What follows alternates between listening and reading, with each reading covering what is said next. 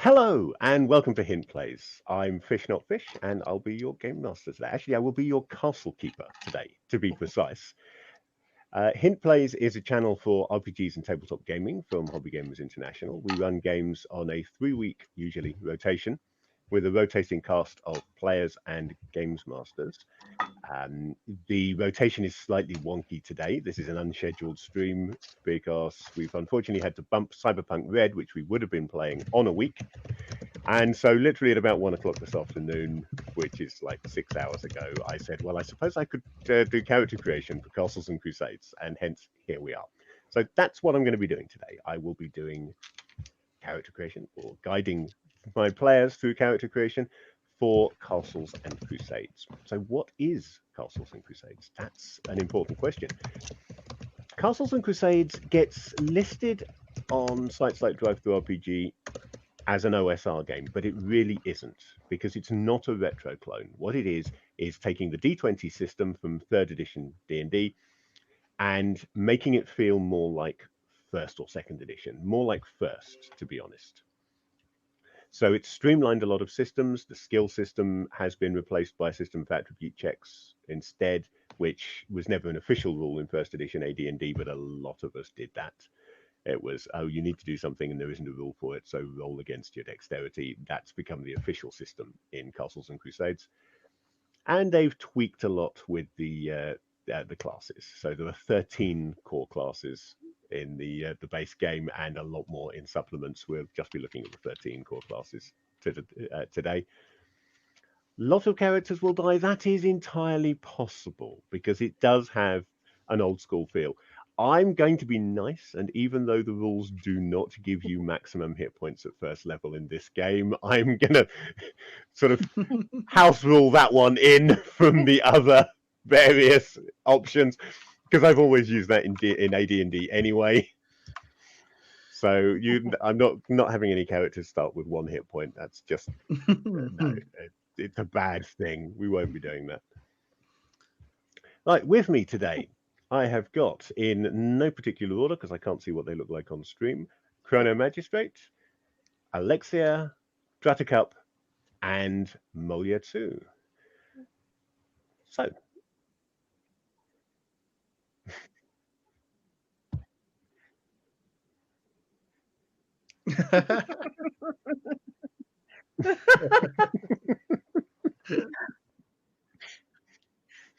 the official hint shade. Which I mean, there's branding and there's branding. Yeah, I thought the official hint shade was me, but there you go.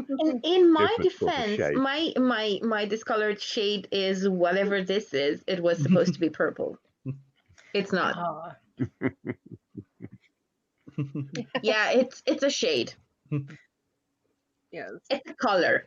So I think we've got 2 possible options for getting started here. We can either just dive in on the basis that this is essentially a version of D&D without the D&D name on it, and therefore people have a good idea what they're getting into, or to give you a little bit more assistance in deciding what your characters are going to be, I could read you the introduction to the opening scenario that in theory I will be running in 3 weeks' time.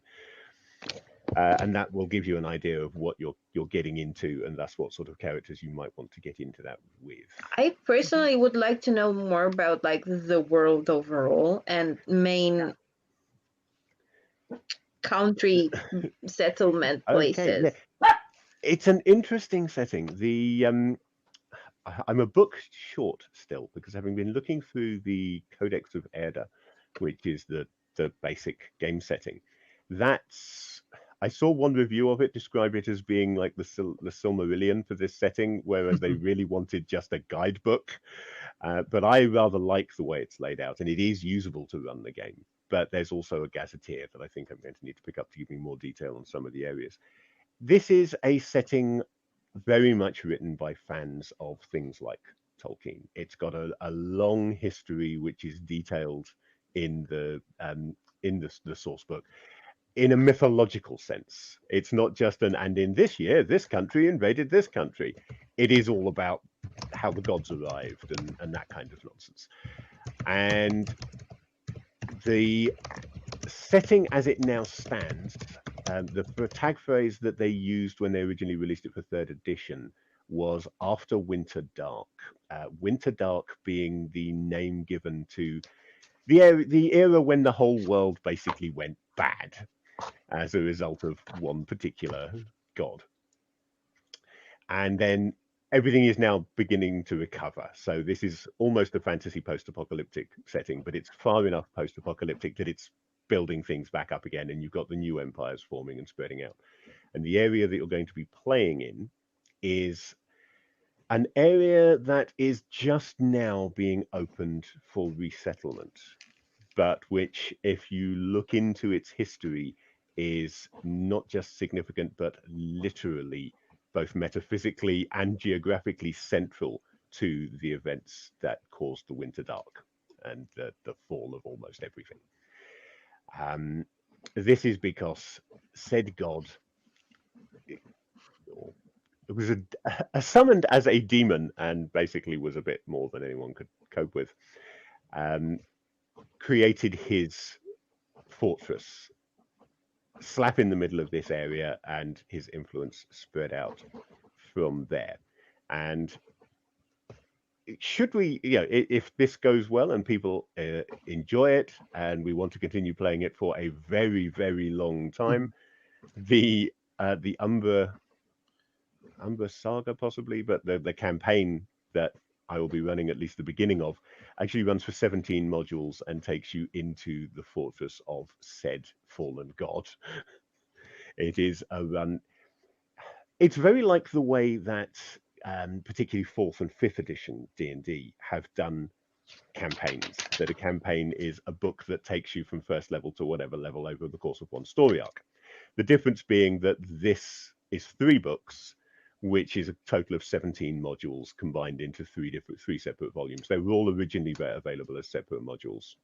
And they are, in fact, I think, still all available as separate modules, but now you can buy them in these combined volumes, which is what I've got. And the first volume of that, In the Shadow of Austrag, runs the first 6 of those. Actually, it's not 17 modules, it's 18 modules. I've just realized the first one is A0, not A1. So that means that there's 18 modules in total. Yeah. For anybody who's interested in Castles and Crusades and in Fantasy Grounds, which is what we'll be playing it over, the rule set for Castles and Crusades on Fantasy Grounds is particularly good value for money, in my opinion. I can't remember what I paid for it, but I know it was cheap by the standards of most rule sets, and that includes the Player's Handbook, the Monsters and Treasures book, and also A0, the first of these scenarios, all in Fantasy Grounds as a single purchase. So for your one purchase, you have got literally everything you need to start playing, including a scenario you can just jump straight in to. So that's really pretty cool. I've since picked up the Player's Guide to Erda and the A1 module, which is the second scenario in this set. So we can play at least 2 scenarios, provided that people want to, before I need to spend any more money or do any prep work at all. So this is why it's jumped in here as a reasonable filler and fallback, because I'm not in a position to run Swords of Slaughterdeep at the moment, because that does require me to do prep work, which I just can't get done right now. This doesn't, so this is something that I can run. My apologies that being a D&D version, essentially, that is inspired by 1st edition, it might be a little similar in feel to Slaughterdeep, but hopefully the setting and scenarios will be different enough to justify that. I mean, at least the player characters will be, so. Yes. Well, let's hope so. If I get the same set of player characters here, it's going to be really weird. Okay. Well, that's one thing. I got this from Lucian. There may well be multi-classing rules in this game, but I've not read them if there are. And since none of us have played Castles and Crusades before, I think we can ignore such things anyway. I picked up the book earlier, and I did have a very quick skim of the multi-classing rules. They're interesting. It doesn't seem bad, because they've gone for like a class and a half, what they're calling class and a half. So XP wise, it might be a bit of a grind, but you basically pick a primary class and a secondary class, and you level at one behind in your secondary class. Sounds like an interesting way of doing things. Yeah. Yeah. So at level 2, you are second level in your primary class and one level in your secondary class, which seemed interesting. I don't think I'm going to try it, but if you're starting out with just a level only in your primary class anyway, then that's something that potentially could be decided during that first level. Just adjust the XP requirements needed to go up. So we don't need to worry about it today anyway. But if somebody really does want us to add a secondary class, we can worry about that after the fact. Yeah, I don't think I'll be playing a cleric here. Give me a moment. It would be nice if somebody plays a cleric. I will also say the scenario is designed for 4 to 6 players. So we've got 4 players here, but it's going to be on the 3-week rotation when we start playing this. If there's another player or two would like to get in on this, they can get in touch with me and we can work their character out between now and when we start playing. And I'm absolutely fine with that. That would be cool. The scenario to get going, the town of Malferton is one of those that has just recently appeared in this new area. Let me just read the beginning of the introduction, actually. The Drunderry River runs narrow and fast through much of its course before tumbling into the lowlands beneath the fallow hills. From there, the river spreads out across fertile plains, labouring slowly to the south before emptying into the Elmarsh Lake. Until recently, this area was unsettled. The writ of the King of New Enoch has changed all this. Several small villages, thorps and farming communities have been settled in this region since the King's permission was granted. The village of Malferton, nestled along the banks of the Drunderry River near the fallow hills, is just such a place. Malferton has had an interesting... No, this is not the Woman in Black. It's not Eelmarsh Lake. It's actually Elmarsh, and unfortunately on all the maps, El and Marsh are written as 2 separate words. So I just keep expecting somebody to say that it's from Barcelona and hit it on the head because I've watched too much Faulty Towers in my time. Look, it's better. Anything is better than Eelmarsh Lake. Yeah. So yeah, just no. The people of Malferton are frontier folk. They're independently minded and don't like asking for help from anybody else. So as a result, they have fought off goblins and even a few ogres and generally stayed sturdy until relatively recently, when a gnoll moved into the area bringing a band of bandits. This gnoll warrior, Gritsnack the Bold, has taken up residence in an abandoned temple and just keeps beating any efforts that the folk of Malferton make to try and dislodge him. He's now got to the point where he is bold enough that rather than attacking the farms or the town, he's now demanding tribute and simply letting them give him things. The folk of Malferton have finally had enough, realize they can't dislodge him for themselves, and have called upon the Lords of New Enoch for knights and soldiery. Unfortunately, due to wars to the west and south taking up all of their resources, they've basically said, no, you're on your own. To meet the absolute bare minimum of their obligations, however, they have put a bounty on the head of Gritsnack the Bold. So your player characters will be starting out, we'll start play on the road to Malferton. How well you know each other will be entirely up to you. You can have just met as you got together to head out in search of the bounty, or you can have known each other since your childhood, however you feel like. Bear in mind, you are first level characters, so you're not going to be particularly old, and you don't have a lot of experience behind you, so there's no point coming up with detailed backstories about how you met in the middle of a war somewhere, because if you'd been through a war, you probably wouldn't be first level anymore. I mean, we could have been retired for a long time and we can just have sucked. I used to be able to fight, and I've forgotten all of it now. It's been so long since I've held a sword. I mean, we could just have sucked. The perpetual private. Just suddenly had a thought there as an interesting aside. A fun way of getting around the leveling issues on a game like this, which obviously in the later editions they got round by simply lowering the number of XP that you needed to level up. So you now, 5th edition, you level up by sneezing somewhere near a kobold.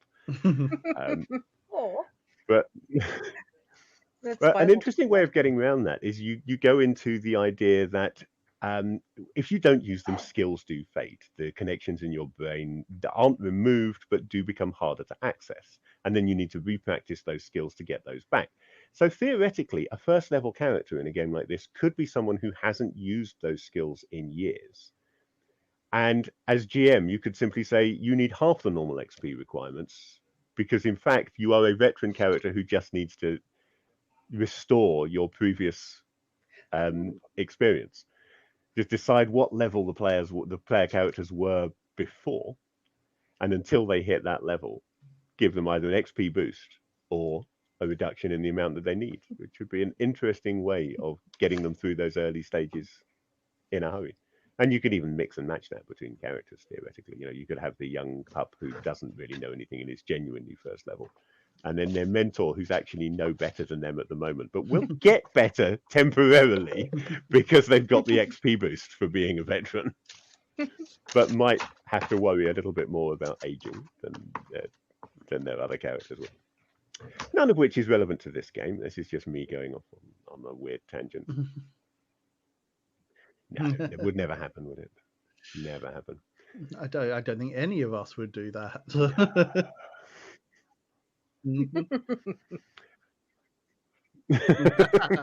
Yeah, all right, Rick. Okay, so creating a character. I'll paraphrase a little bit, going through the character creation section in the rulebook, because obviously most of us have an idea of a lot of it. So first off, it says we need to imagine our character, decide in a general manner the type of character desired: noble dwarf fighter, haggard half-orc barbarian, disdainful elf knight, etc., etc., etc. So we know we're going to be out here hunting a gnoll for bounty. So try and think of a character idea that would go hunting gnolls for bounty, or possibly just for glory. The bounty may not be the reason you're there. It may be that perhaps you feel that the Lords of New Enoch really should have been doing more, and therefore you will step up where they fail.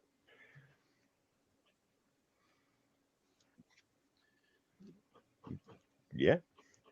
There are the usual 6 attributes: strength, dexterity, constitution, intelligence, wisdom, and charisma to be rolled. Important to note that in this game, you are rolling 3d6 6 times and assigning them.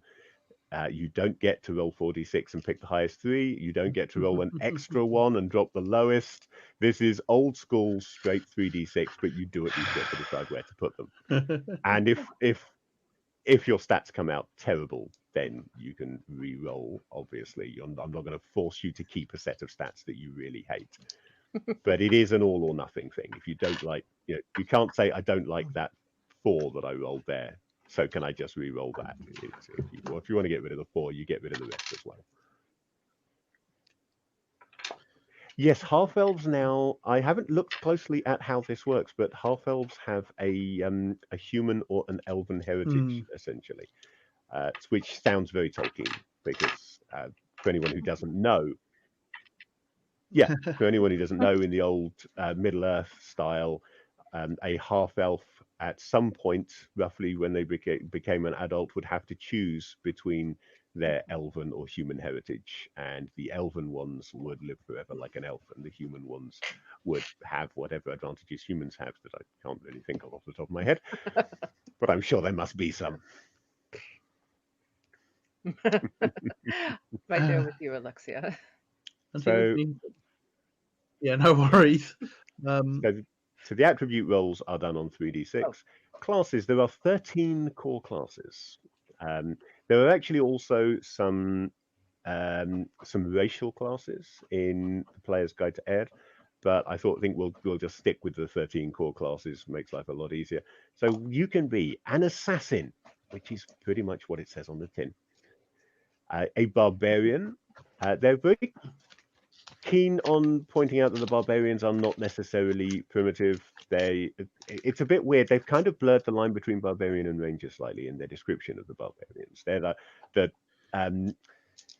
solitary, self-sufficient types who tend to look down a bit on the people in towns for being too soft. You can be a bard, a cleric, a druid, a fighter. We don't have the speciality mages that came in with 2nd edition onwards in D&D. So instead, we only have 2 mage classes. We have first the illusionist is the only specialist mage equivalent. This is like 1st edition D&D or AD&D, where illusionist was a separate class. We have a knight, which is basically a paladin without magic.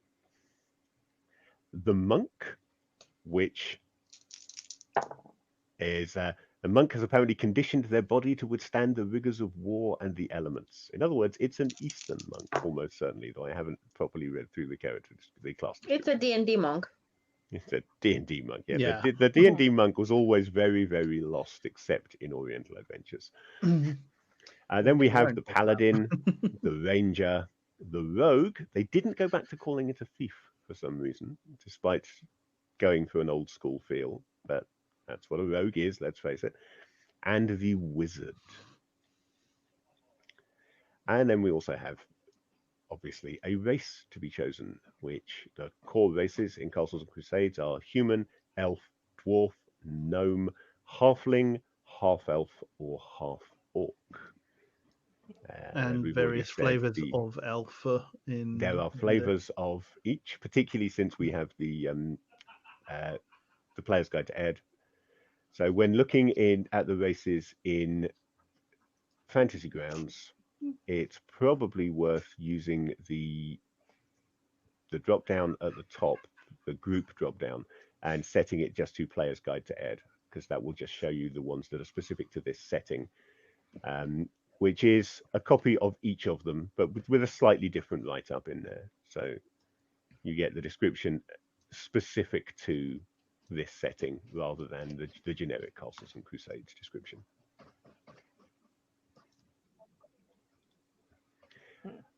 Right. Have you pressed the races button on the right of your... Okay, up at the top, you should say it says group. It should say group all up at the top. Does it not? Okay. I'm in the player's handbook, and I'm getting, I think, what I see. What slightly confusing me. Okay. Is that drop down only for the GM? I thought that drop down was for anybody. It's very confusing to me. Yeah. Well, in that case, if you can't get the drop down, if you look, you will say that it tells you the source for each of them. So it says Dwarf Player's Guide to Ed, Dwarf Player's Handbook, and the Player's Guide to Ed versions are the ones that we will want to be using. In most cases, I think you're going to find they're pretty much the same, but as I say, they have a slightly different write-up in there to give you the world-specific version. It gives you the option of goblins as well. Yes. Oh yes, we have the option of goblin. That's not in the core rulebook. That's just in the Player's Guide. Ooh.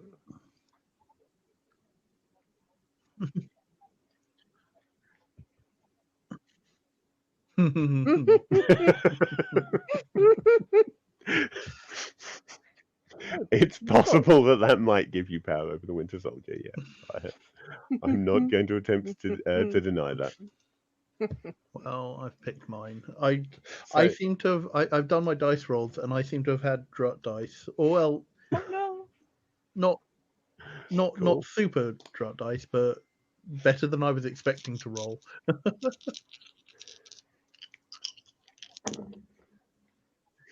Well, if not, you can always roll them in Fantasy Grounds because you know how much that loves it. Die rolls. I'm not tempting it. I've done pretty well out of Fantasy Grounds for the most part. But I'm not trusting my base stats to Fantasy Grounds. Something that I will quickly explain is the idea of primary and secondary attributes in this game. Old school D&D always had a primary attribute for each class, and all that did in the old days was it determined whether you got an experience bonus. If your primary attribute was high enough, you got an experience bonus. They've made it more part of the game system now. You now have more than one primary attribute, though the number that you have is determined by your race. Humans get more than anybody else.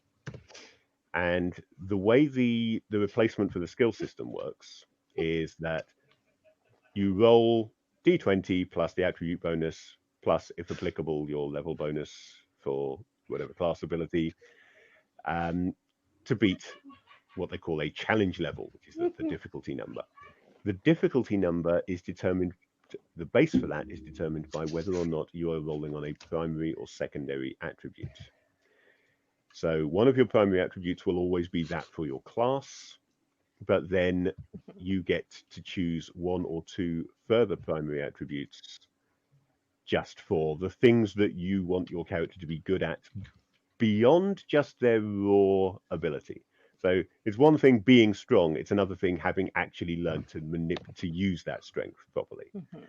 So when you're rolling against a primary attribute, the base difficulty number for anything is 6 points lower than when rolling against a secondary attribute. So there will be things that you're better at or worse at beyond just what your modifier is.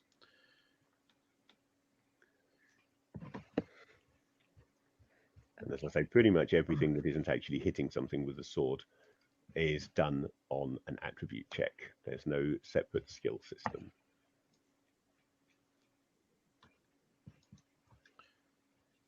Yeah. Something also to bear in mind is, so depending on your race, you get different numbers of attribute, primary and secondary attributes. Yeah, so if you're a human, you've got one primary attribute and two secondary, and if you're non-human, you've got one of each. One of which is determined by your class. I suppose I cannot automatically import the traits and abilities from the race to the Right, if you want, yes, character right, sheet. let me see. If you open up your character sheet, if I open up your character sheet so I can see what I'm doing. Yes. Right, you can indeed, or should be able to, drag and drop a race onto your character sheet. So let's see, you're being a gnome, are you? So let's see whether this will work. If I just drag gnome over there, will that work? Ah, this is unfortunately one of those things that it's whether it's been implemented on the Yes. rule set. It works on the AD&D rule set. It works on Savage Worlds. It doesn't necessarily work on this one. That didn't seem to want to do anything. That's rather irritating. I was rather hoping that that would work. Oh, it works if I drag the traits and abilities one by one into the skills and abilities. Okay, so that's better than nothing then. This is so good. Yeah, no, this is way better than nothing. The second edition rule set that I'm obviously using for Swords of Slaughterdeep, if you drag the race or the class across to your character sheet, it will then automatically put in all of the individual abilities from that. But provided you can get them across, it's just a little bit more hassle to put them in individually. I guess we should ponder, like, do anybody have any particular ideas about what they want to be? So who are we looking at getting so far? And just to answer the not quite question that I posed earlier on, are any of you going to know each other in advance, or have you all just met as you set out for this task?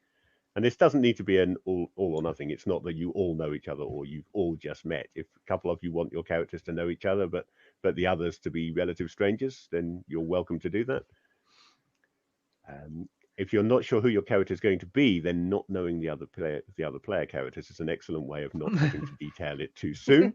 They can find out as you do, as the adventure goes on, who you're going to be. I suspect I probably don't know, folks. So, for the benefit of the others, I am proposing a Mist Elf Ranger. Did you want to be Ranger as well? How many Mist Elf Rangers have we got? Oh no, like if you want to be, you sure?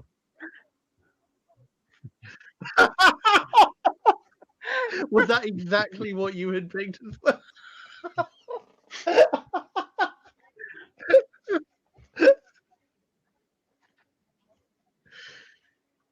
Yeah, that was the other one I had my eye. So if you're Twilight Elf, do you have to be very moody and occasionally sparkle? Less.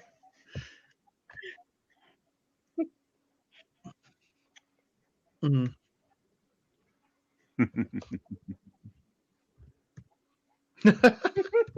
No, hang on. We're not allowed to say that. Otherwise, we owe royalty. Yeah.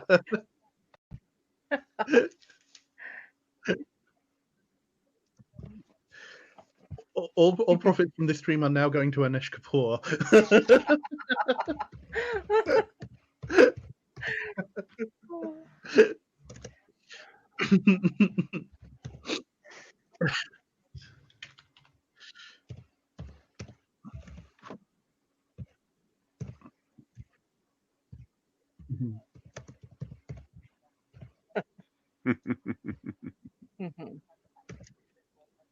Yeah.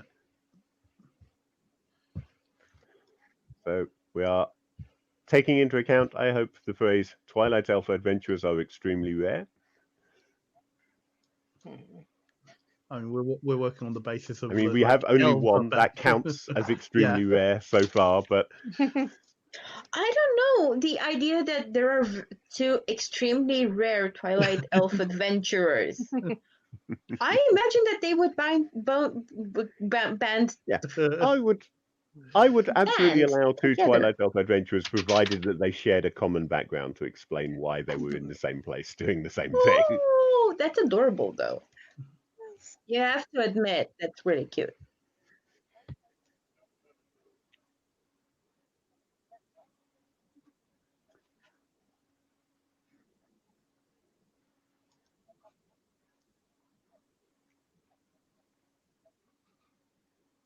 Yeah. So Twilight Elf adventurers are likely to be out there adventuring because they're the rare Twilight Elf who doesn't hate everyone else. Yeah.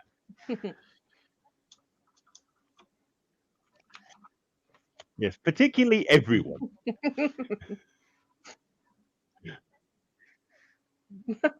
Oh.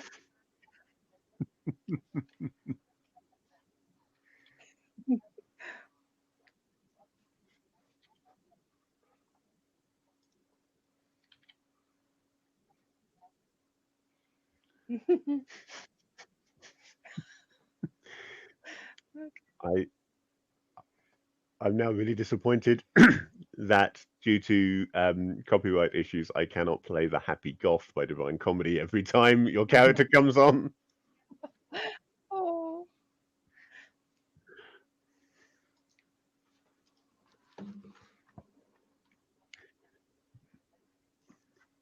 I should probably look up where on earth the Twilight Wood is, shouldn't I? Just to get me an idea how far away from home you are. For the benefit of people who might be familiar with Pathfinder or D&D 3rd Ed, 5th Ed, the bonuses you get are on a different scale. They aren't whereas in the D20 systems that we might be familiar with, if you have anything over 11, you start getting plusages at every 2. This it's every Yeah. 3 after 13. So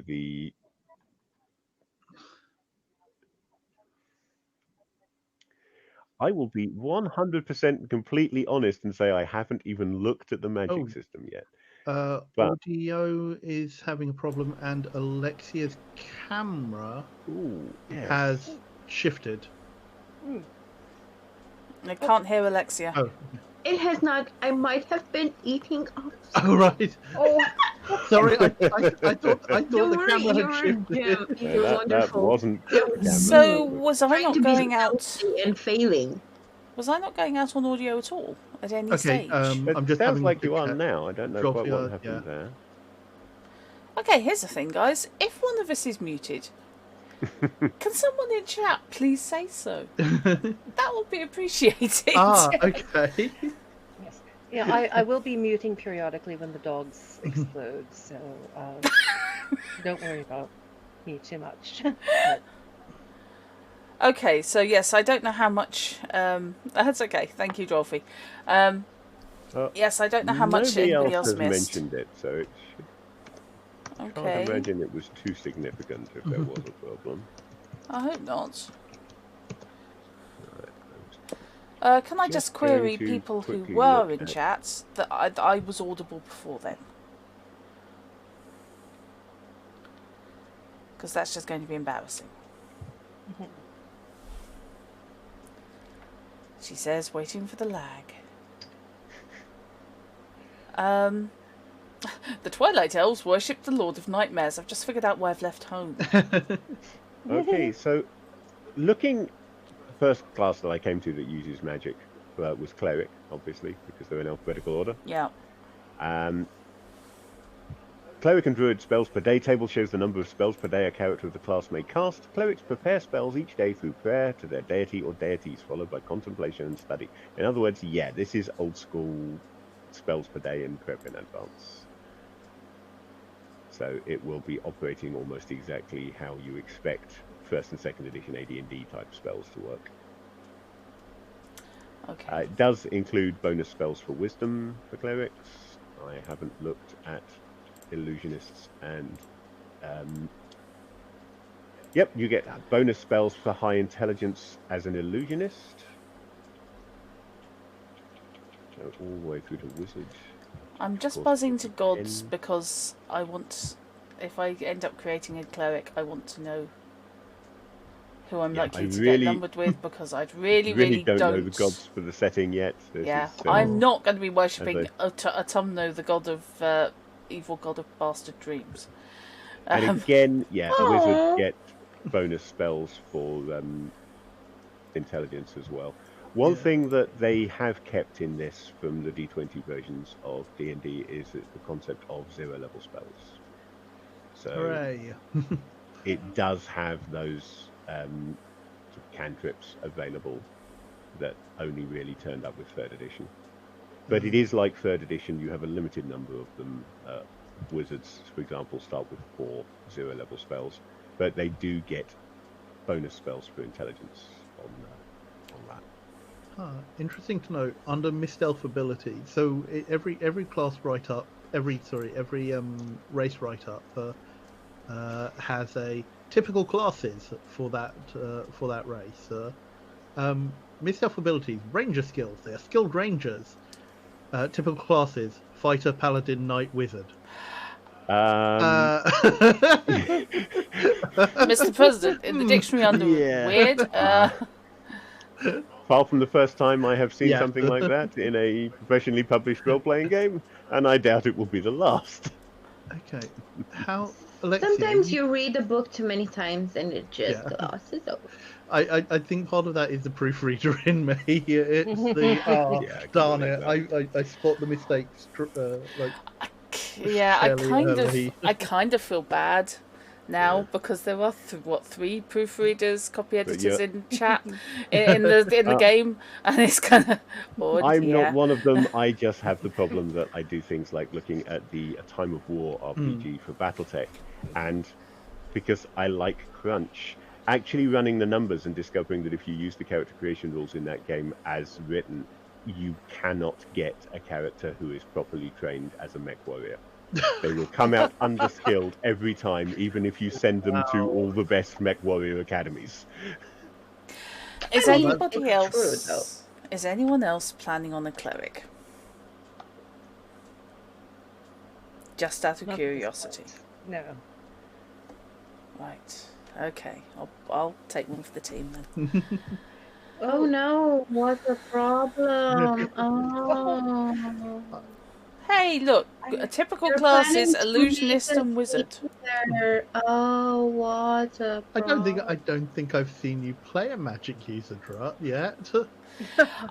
Yeah, this is actually I have. a bit of a sore spot for me because I tend to play clerics a lot, or I have a history of playing clerics a lot. And Same. yeah. So actually, Shrine was a bit of a departure for me. Okay, yeah. Okay, But- Drut. Yo. If you open the library in Fantasy Grounds and you click on Player's Guide to Erda, Yeah. Hang on, I've got Then that the- open anyway. the top item in its little list of topics is just simply called Player's Guide to Erda. That Yes. will bring you up the reference book, Yes. which is essentially the entire text of the book. Yep. So you have in there a Gods and Mortals chapter. I am which will currently tell you- right, reading- you found that already. Yeah, cool. I am reading of Elves and the Gods. So now that I've told you that, I will teach you to suck eggs. No, thank you. I'm just looking. I cannot see any of the basic Fantasy Grounds tabletop. I can't see any of the green because it's just window, window, window, window, window. All windows, all the time. I feel that very, very hard. If you just upended a filing cabinet onto a table and did a top down of it, that would be what you can see on my screen. No, I'm looking at Venafar, the Fairy Queen at the moment. Are you indeed? Yes. That's adorable. That's even more adorable. The hell? I just like the idea of somebody who got hold of a storybook as a kid. And has been basically reading this book to death under her covers at night. You know, so she's doing a rebellion, but she's doing a rebellion by being nice. Fishy, just for avoidance of doubt, I'm guessing if you get the same ability from race and class, the bonuses don't stack. I'm going to assume that they do not stack until I see something that says otherwise. Sure. Yeah. I won't bother copying that over then. Okay. Okay. Most clerics pay homage to Venafar. Does anybody plan Right. on making a druid-ish creature? No, I was A thinking druidish creature. Druidish. It's an ish because There's a Spaceballs joke to be made there, and I'm not gonna. don't It was okay. because basically the gnomes do have a racial class that is the Hugrin dun whatever. And they are kind of warrior, kind of mostly druid. I mean, seriously, mostly druid because they're goddamn gnomes. But they can Okay, whack you with a stick as well, Aw. if you My insist. first thought was to avoid the racial classes from the Player's Guide to Because Erda. they are Just complicated for and horrible. simplicity's- Well, no, it's not that they're complicated and horrible. They're not going to be any more complicated necessarily than the ones in the core rulebook. But just because I thought it might be easier not to confuse matters by adding in additional classes. Because if we're going to do that, I don't have them in Fantasy Grounds, but I've got an entire book full of called expanding classes. I can opt for a simple druid. It's fine. I am more than fine. But It's since they're in there fine. anyway, if anybody really does want to look at the racial classes, then just I don't hate myself that much. It's fine. I can just go with the normal druid because I never play druids anyway, so this is a new thing for me anyway. yeah. Good. Also because I would probably end up hating every single life choice I have ever made by playing those. Not knowing how the druids are played, because the racial class is a play on the druids. They have like a bunch of racial. They have a bunch of. They're not really racial. They have a bunch of fae bullshit on top of the druid bullshit, and have a lot of druid bullshit that I don't get, and so on and so forth. It's really great. It's wonderful. You just know. Gnomes are sort of close to nature, so Yeah, they are. They're super close to nature in this one. Does make sense. Things like the animal empathy that gnomes get. They're very tie them in with that kind of thing. Yeah, they're very fae. In like less the alien sort of fae that the Pathfinder gets, where they are horrifying abomination aliens, and less the tricky, jokesy, weird shit that D&D gets. These ones are just they're literally like their skin is like clay, crackly and earthy. They're like weird golem things. They're so weird. Weird golem things. I wish I would be. I wish I was joking. Okay, I wish I was joking, but the actual description of their bullshit race is. Wait, where is it? Because I can give you this description and you will understand what on earth I'm talking about. Blah blah blah blah blah blah blah blah. Description. Oh, it was folded. I'm dumb. The gnome is small in stature, averaging about 3 feet 6 inches tall. They have ruddy, earthy skin that appears dry and cracked with age, like an ancient mud flat. This is a great description. They have large, long noses and wide, gleeful eyes, which is very fair of them. They prefer dark, earthy colored clothing, mixing browns and greens with the occasional deep hued blue. Mm-hmm. Are we going for elemental gnomes? Because I did that with dwarves once. They really went hard on the elemental thing. Yeah. They went really hard on the nature. They just... Yeah, and druids get druids at a later stage get an elemental ability. Yeah. Can I just check? Because last thing I want to do is be offensive. Well, most of the time. I was 50-50 kidding, not kidding, on the appearance of my Twilight Elf, and I know that there is a lot of back and forth on,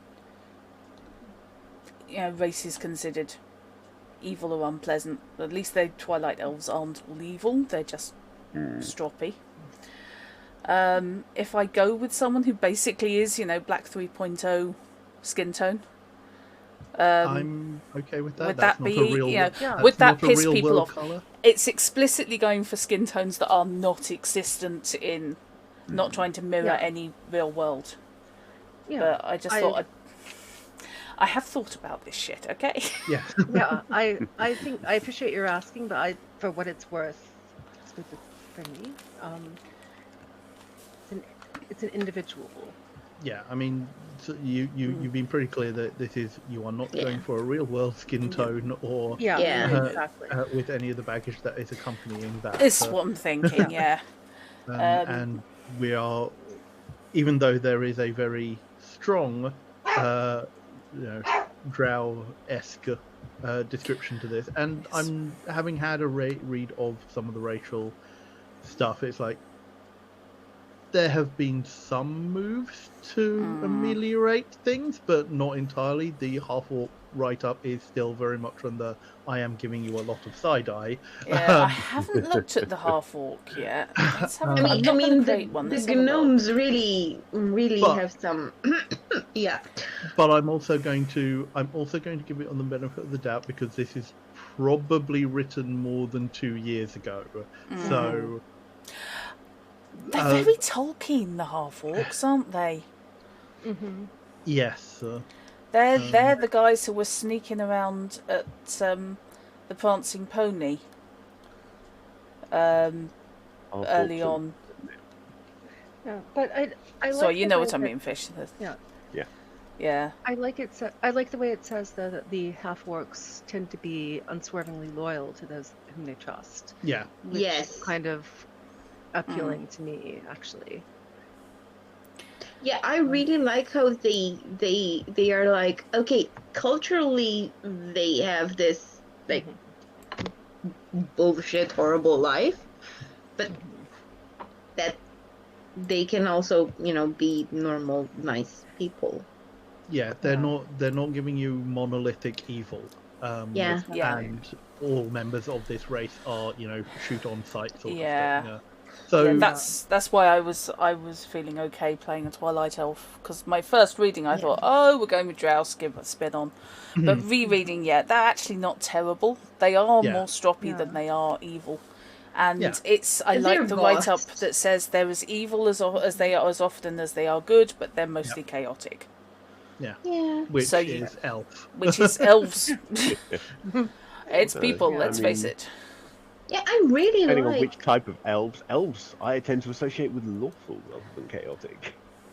Which is weird because I think there's a lot of portrayals of elves in popular media come across as they're more lawful, but everything I have read about them in D&D wise says that they are chaotic. D&D tends to be a bit more chaotic. Yeah. I was thinking more things like the Noldor in Tolkien are very much a lawful race, whereas the Sindarin are probably more the Sindar are probably more neutral or chaotic. Yes. So Legolas is Lord. Please don't make me say that 3 times fast. He's a what? I lose track now. Because there's like 3 or 4 different types of elves, and I used to know it all properly, and now I don't anymore because I'm getting my poor brain is getting old and forgetting this stuff. As I try and cram more and more game systems into it, it forces out other information. So, do we actually have a tank of any sort? Unlikely, because I'm going bow fighter. Okay, then I'm going druid, if that helps. Okay. Okay, because I was originally going to go with rogue, but I'm also kind of tempted toward half-orc paladin for some reason. Which I think is... but the problem is I have 1 score that is a 3. So I need to decide where that goes. Possibly no. Yeah, no, that's not charisma. Never mind, if you really don't want the 3, you can roll a new set of stats, but you would have to roll all of them. It comes down to how good are the others. Okay, the others, I have a 16, a 17, 10, 12, and a 9. Ooh, so the others that's Yeah, because the 16 and 17 are good stats. Yeah, I would re-roll. Wow. I would be in the re-roll territory. That 3 is a nightmare. I mean, you can hang a character on having a single 3. Yeah. I've played the character or at with least a you can 4. hang a character on having a single low stat, but a 3 is pushing it. Yeah, that's what, a minus...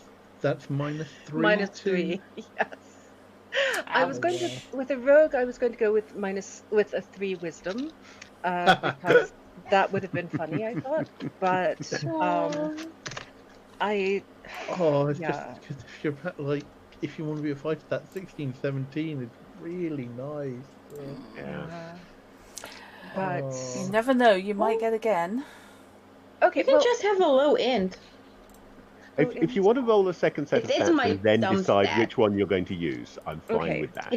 It's always my dumb stat for some reason. I wonder why. Okay. A 10. May I use the 10 instead of the 3? Or drop it? Or maybe even a 7? And subtract the original 3 from the 10? Fishy is suggesting roll a second set of stats and see which set you would use. Okay. That is less horrible. So I got 4. So I rolled 12, 13, 14, 13, 9, 13, which is pretty even across the board, but is as I say, that's actually a little higher than average. So Yeah. Oh, I'm going to keep quiet about just mine. slightly above average, almost entirely, isn't it? Yeah. oh, did you actually get Drut dice, Drut? 11, 14, 15, 17, 13, 17. Wow. Yeah, Oh that's a my. nice set of stats. Quick So That is question. a really that's nice going to be a set. 17 wisdom. Yeah, I was not dropping that. I was just. I No. got towards the 217s. second. Yeah, two Jeez. What 17s. die are we rolling? These are 3d6. Yeah. Yeah. Oh, Uh, 3d6 for each. Yeah. Not in total. Okay. Okay. Do not Yeah. mind me. Ignore me, please. Yeah. 3d6 6 times. Yeah. Yeah. Second go through is all between 9 and 12 scores, so aggressively that's- mediocre. Yeah, that is very It's, mediocre. I mean, it's better. The first set is definitely would create a more Oh, interesting boy. character. Yeah. The second one might be easier to play. Oh, boy. Yeah, the first one is a heroic character. The second one is an average person. Yeah. I would actually favour the first set of stats on That's that. kind of what I I'm think I would. thinking too. Yeah. Oh, do I want to cheese my decks? It's a cleric. But remember that you have got a constitution penalty. I know. So you're going to need to consider that one. I know. I am familiar with this. No. I know. I just don't want to stick my 17 in Constitution. Oh, no. Oh. I mean, Well, you don't need necessarily to stick a high stat in constitution. Just Yeah. put something in it good enough that you don't get a penalty after taking Yeah, the -2 true. off it. I'm going for 17 charisma. I am going for Chirpy McChirpy Pants. Okay. Yeah. Oh man, we had exactly the same ideas. Because I put a 13 into charisma, and because I was going for like happy-go-lucky elf almost, who was an Yes. outcast from his tribe. Oh my god. Like Okay. wandering archer. Was there an That's elf? fine. Like Was there two an elfin happy elves. bard? Was there an Yeah. elfin bard wandering around somewhere? You know, an 'Cause I- elfin milkman in the area. Yeah. Maybe. Because I wanted, because I wanted to be a bard that wasn't a bard, as it were. Yeah. Okay, so let's do the Constitution. I sure did some rolls. I definitely rolled things. It's a 4, Okay. a 9, a 9, a 12, a 13, and a 10. So I would re-roll that set of Yeah, stats. I'd go for a different set there. Okay. Just burn it down. Yeah, These have push that definitely one been die. some rolls. That's your test, sir. Okay. Oh, are you trying Fantasy Grounds, sir? Oh. Yeah? Okay. Ooh. These are better when I roll with you lot seeing me. I'm rolling a lot better, so you know what? Yeah, I mean, so far I'll that's take it. not at all bad. Yeah, that's a solid set. yeah. I mean, I still have 3 more. Um, So good luck 2 more. me. Two more. Okay, so I get +1 Dex, +1 Intelligence, -2. Yeah, now that is a good that set is of a stats. much You- better set of stats. Nice. Yeah, Oh, you now God, rolled this one is so too many, good. so forget the 13. Yeah, Just forget the that's- 13 and then 10, 10, 12, 15, 11, 17. That's That is a good set of stats. You've got Oh, I cannot nothing low. count. I And am you've unable got a to 17 count. and a 15 to play with, so They're that is a great. good set of stats. They're perfect. I have rolled none of them under 10, which is perfect. Yeah. That's all I want from life. I mean, Okay. it's not like the time that I sat and watched Drat roll straight 18s on a set of D&D stats, but Real dice. that everything. was on the best 3 out of 4 to do that. It wasn't just straight Still, 3d6s, but she still got 18s on every stat. She never played that character. She decided no one would believe it, even though I watched her roll them. Okay. Yeah. So, a paladin with intelligence 3, then. That's probably the best Ooh. place to put. Ooh. That the 3 is a or- very traditional D&D paladin. How is this I paladin? like smart paladins, but a lot of people tend to play paladins as dumb no matter what their intelligence score is. How is this guy generating enough power to manipulate his limbs or her limbs or their limbs? That I will figure that out and get back to I think you. the thing is that the conscious and unconscious brain, you see, have separate intelligence scores, and they average out to get the one on the character sheet. So, like all of this character's like intelligence is devoted to. I will learn this and this alone. Okay, hang on a minute. What's with the weapon training? Proficient with either longsword, shortsword, scimitar, or rapier. Oh, I see. Skilled in short bow or composite short bow. so weapon proficiencies in this game. This is its own set of weapon proficiency rules. Really, this isn't from any of the editions of D&D. The weapon list given for your class, you will be proficient with all of the weapons listed for your class. And if you get weapons from somewhere else, like your race, then you will also be proficient with those. For weapons you're not proficient with, there is a flat -4 penalty for everybody. So these rules do not match up to any of the editions of D&D. That's been done just for Castles and Crusades, and it's not a bad way of doing things. It streamlines things quite nicely.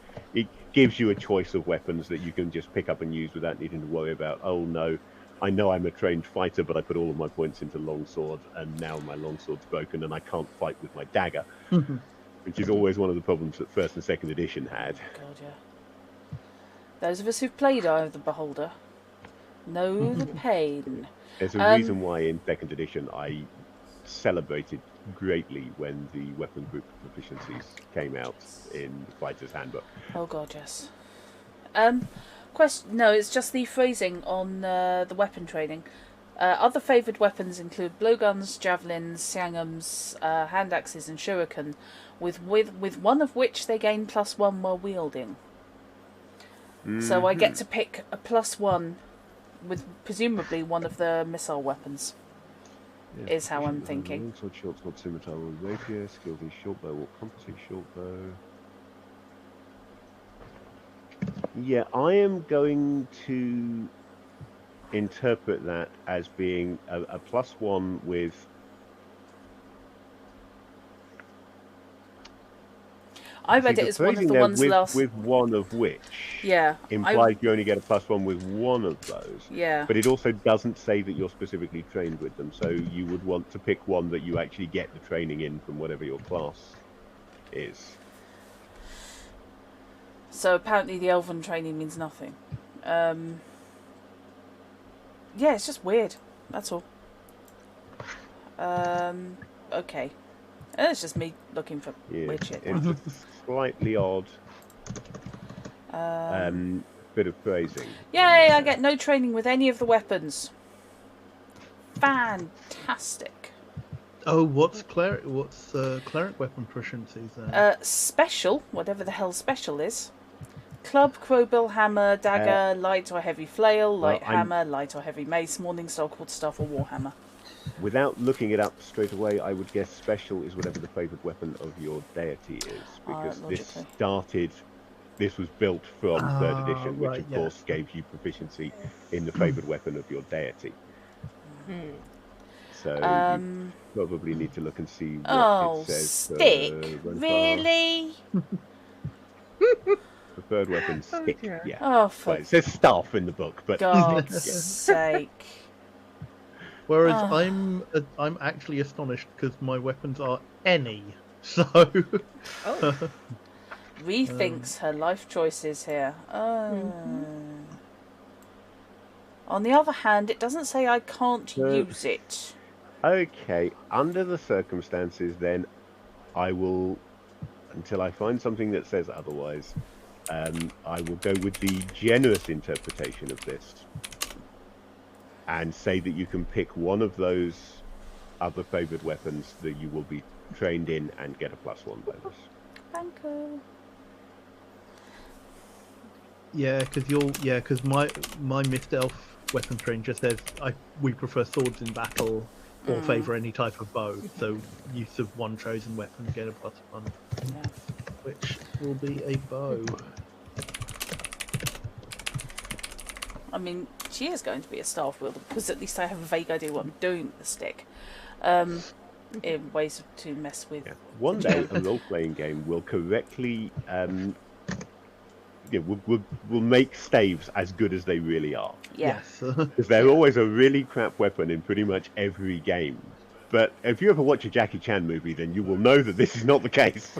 I mean, let's face it, Japanese police are still trained with the bow. Yeah. Joe. Police around the world tend to use the jite, not a jite, rather oh god, my brain is now not giving me the right word. What, tonfa? But tonfa, that's the word I was looking for. Yeah.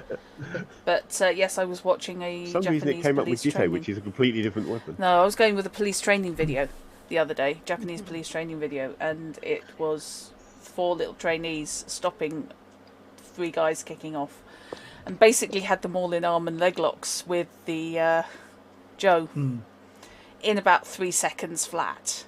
And I was looking going, I recognise 2 of those moves, but I have no idea what they did for the rest of them. Because it was just ching, ching, ching, ching, ching. Okay. I think one of them had it handcuffed to his staff. Okay. Fit to whip, so.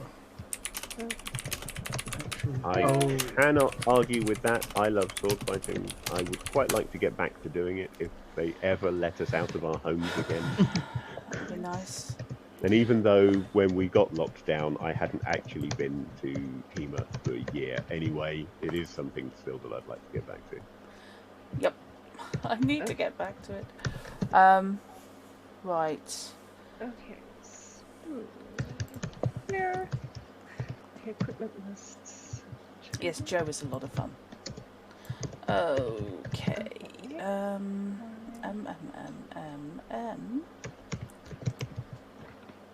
Okay. I've got too many things open. And I think I'm in completely the wrong spot of FGU. Typical classes, illusionist and wizard. Oh well. Yep. So what are you looking for, Molia? I'm looking for the weapons and equipment thing. I'm in the player's guide to that word, and that I'm not going to attempt to pronounce. Yeah, there isn't. Is there equipment special in that one? Well, there's a weapons list, and it includes a claymore, but not anything. I think it's the one in addition to world-specific variants rather than the standard one. Okay, then in the standard section, because when I go to equipment, it just has 1 page of description. Expert? No. Yeah. What you want is if you go to equipment lists, weapons. Okay, I think I'm in the wrong. Yeah, player's handbook, equipment lists. Okay. Okay, that will help. That looks so much better. Thank you. Okay, that's what I was expecting to see. Thank you. So that will give you like the buying guide. You'll want the your class write-up tells you what weapons you can use. Although for Paladin, I'm guessing yours says any as well. I think it's going to say any, pretty much. Yeah. Are we assuming that staff is quarterstaff? Just out of curiosity. Yes, I think we're assuming that staff is quarterstaff. Okay. Thank you. Sorry, what would be wonderful is if I could get into FGU when there's no game going on and I could just play with where everything is. But unfortunately, no. That can be certainly arranged, Molia. Just let me know when you want access to it, and I will fire it up and leave it there for you to play with it. Oh, thank you. That would be a tremendous help, so I'm not always figuring out things on stream. Yeah. Thank you. It does have a bit of a learning curve. And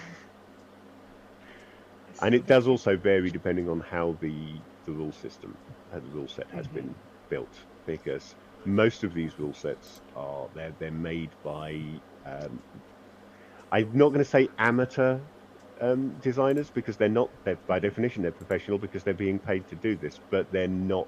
It's not their full-time job. You can't just make FGU or Fantasy Grounds rule sets and do nothing else for a living, because there isn't enough work.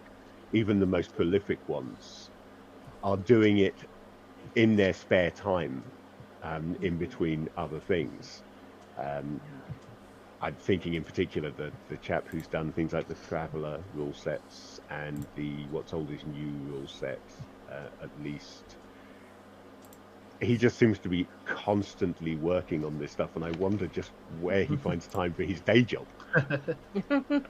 Right, I think what I'm going to do is just roll my money, yeah, and then I think I've got most of what I need to be able to take things offline to do a bit more reading. Yeah. So let's see what my starting gold is, because that's going to determine my equipment. Okay. Good start. That went out of the thing. Oh, okay. Drut, thank you. You're some luck very much rubbing off there. Roll 3d8, 8, 7, 8. So. Yeah, okay. Wow. So. Nice.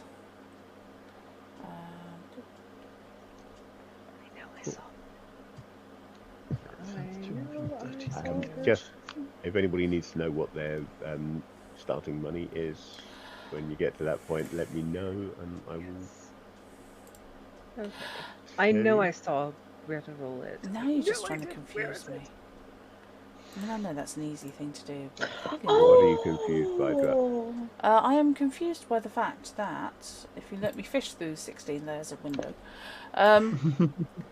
I was looking at the weapons list, and hardly any of the Twilight Elf weapons are listed, nor are they listed in the player's guide. Oh, that's interesting. Right, well, give me a moment to check something, because I was hoping for a blowgun equipped. I should be able to. Blowgun. If it's not in there, I should be able to do it for you anyway, because I'm guessing it'll be in the Arms and Armour book. But I don't have that in Fantasy Grounds, so anything that comes from there we will have to manually put in. Blowpipe is on the Missile and Range table. Is that in the basic rulebook? Yes. Oh, okay. It's possible So I I just think worked straight past it. it's also possible that because they're using slightly different terminology in the... So, yeah, blowpipe, 1 gold piece, 1 damage, range 10 foot. Oh, I'm a... That's why I'm a Yep, look, I there it didn't go is. down far enough, it's fine. Okay. So the only one not in there is the Siangan. I don't know what an Atlas is, which is interesting because it's like there are things on these tables that I have not heard of before, which is unusual. What is an Atlas? And annoyingly, it does not have a description. Yeah. in Oh, Fantasy is that Grounds the... either. I'm trying to remember if that's one of the African small knives. Oh, is it? Possibly. getting just worms. Oh, no, they've just misspelt it. Oh. It's a javelin. Oh, should it be AK? Yeah. AKLYS. Okay, that makes more Roman sense. javelin measuring approximately 2 meters. But sea snail shells are very pointy, though. That makes a lot more sense. Yeah. Okay.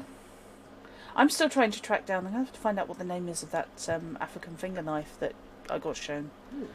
Because there was on the that beautiful metal working site. Yeah, that's a friend, someone I know has one, and just said that it just feels terrifying because it is designed to do a lot of damage. Fortunately, he's a weapon instructor and knows what he's doing, so. They're one that I would want to buy, and unlike most people saying, "Can I have it sharp, please?" I'd be saying, "Could you just sell it to me blunt? It's fine. Otherwise, I'll cut my hand off." How do you add up the money? Calculate how much money you need, etc., right. etc., etc. Right. How do you the money? I've just left that page. Hang on. What's your class? Starting coin. Did you decide on druid in the end? You did, didn't you? Yeah, I am a druid. So, as a druid, hang on, my monitor's way too far away. All right, 2d10 times 2d10 times 10, yeah.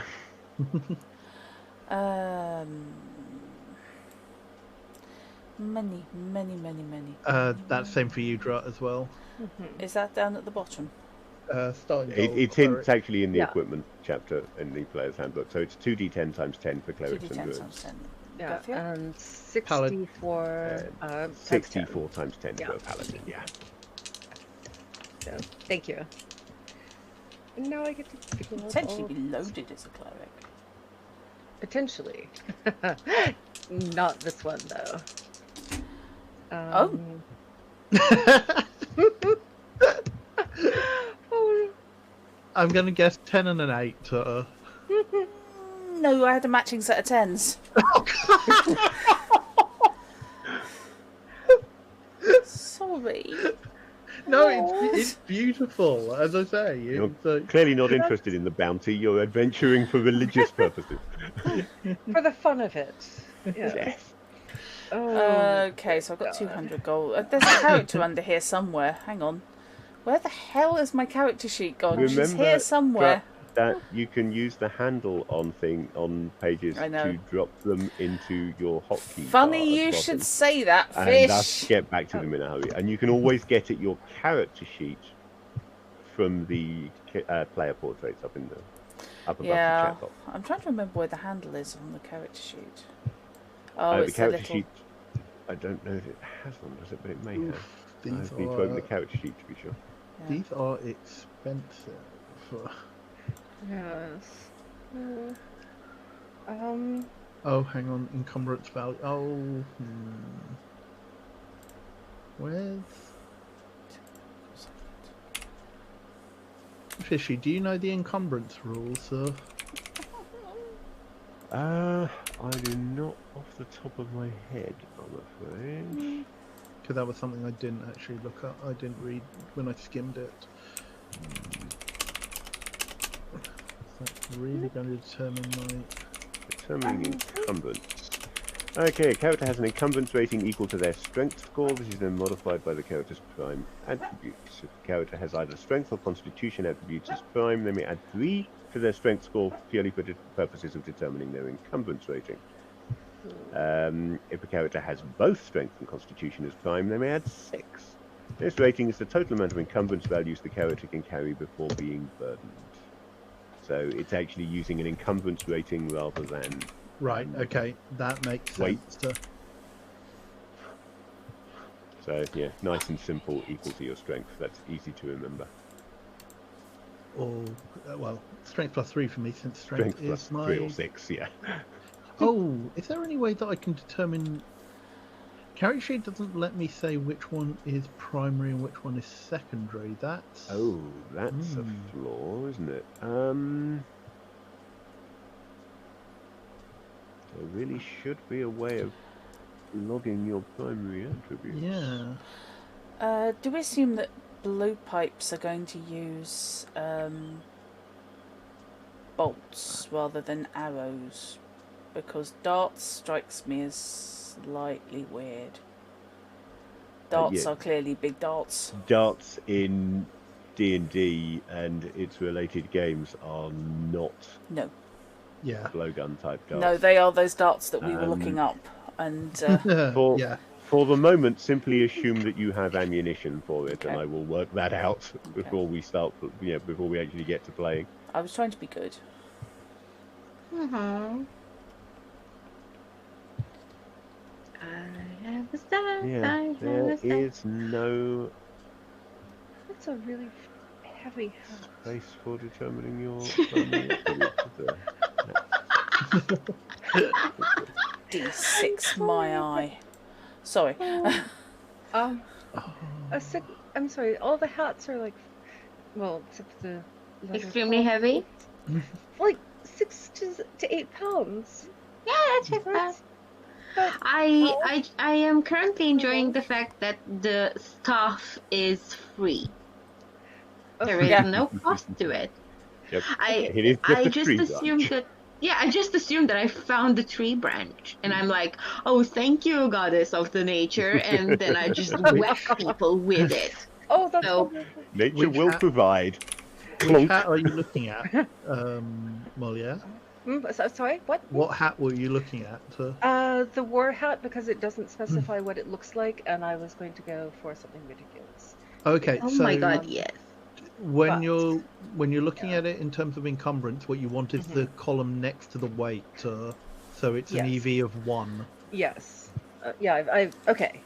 Good. I've written that down at least. So, but I was just surprised by Ooh, by do I have heavy access to a hats. great helm? Ooh.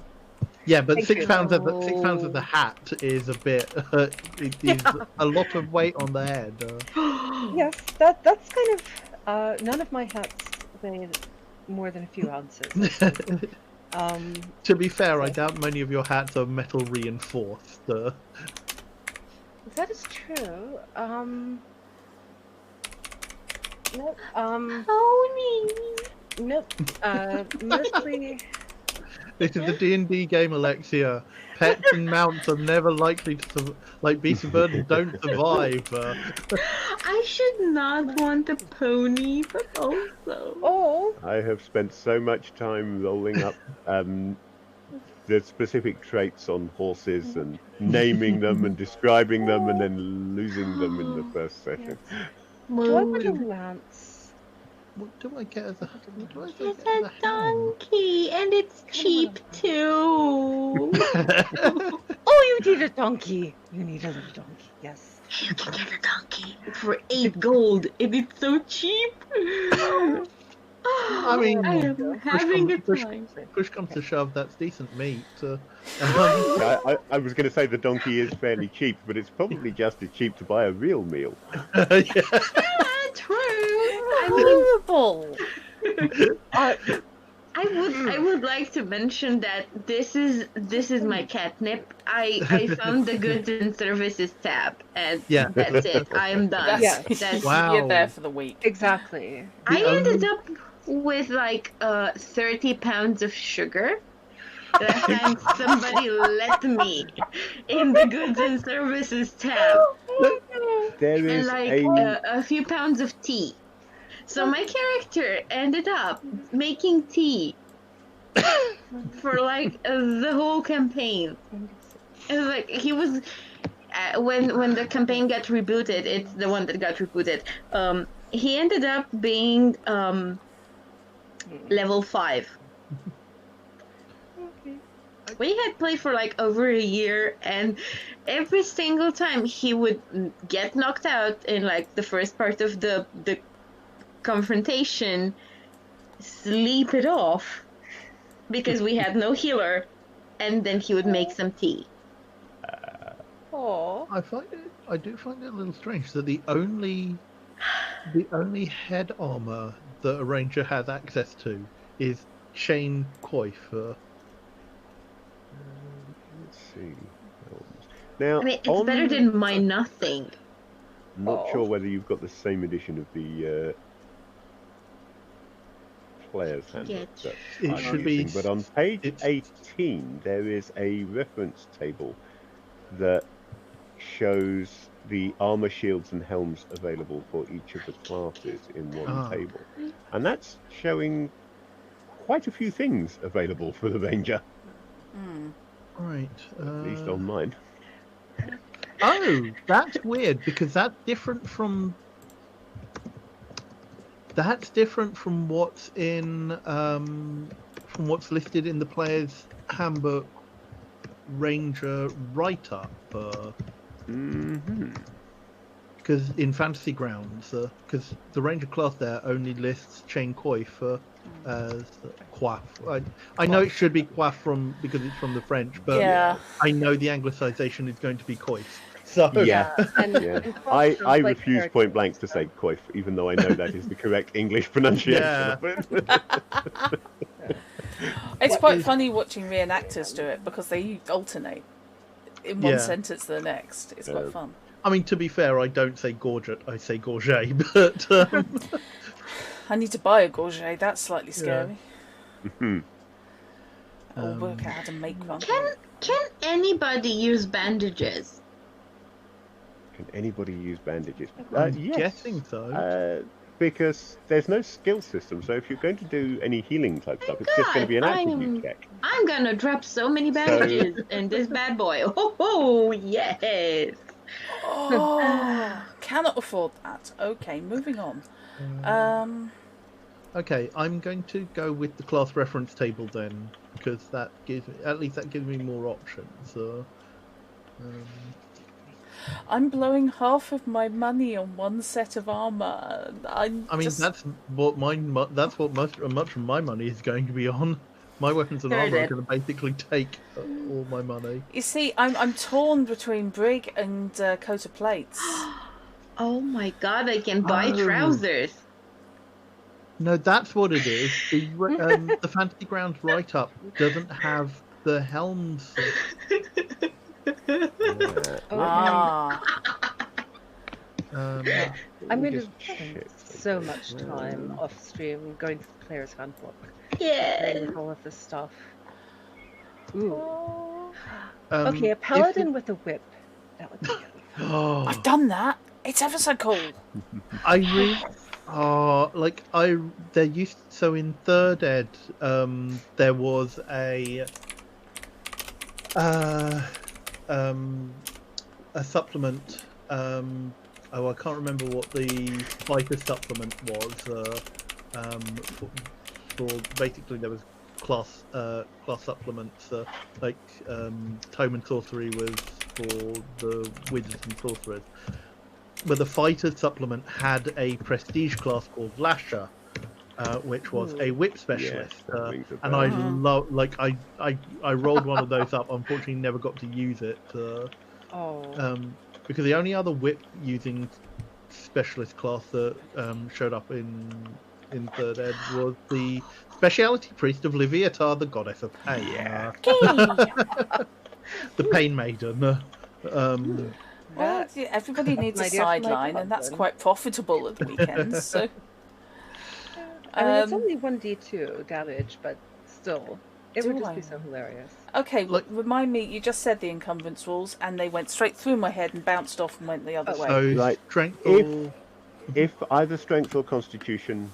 Okay, for each of strength and constitution that is a primary attribute for you, you get to add 3. But otherwise, your encumbrance. You're burdened when your encumbrance value hits your strength. Do we have a penalty to dex checks when wearing heavier armour? It doesn't look like it. That's what I was thinking. Not that I have seen. So it doesn't seem like there's ACP, like armour check penalties, unless you are over your encumbrance value.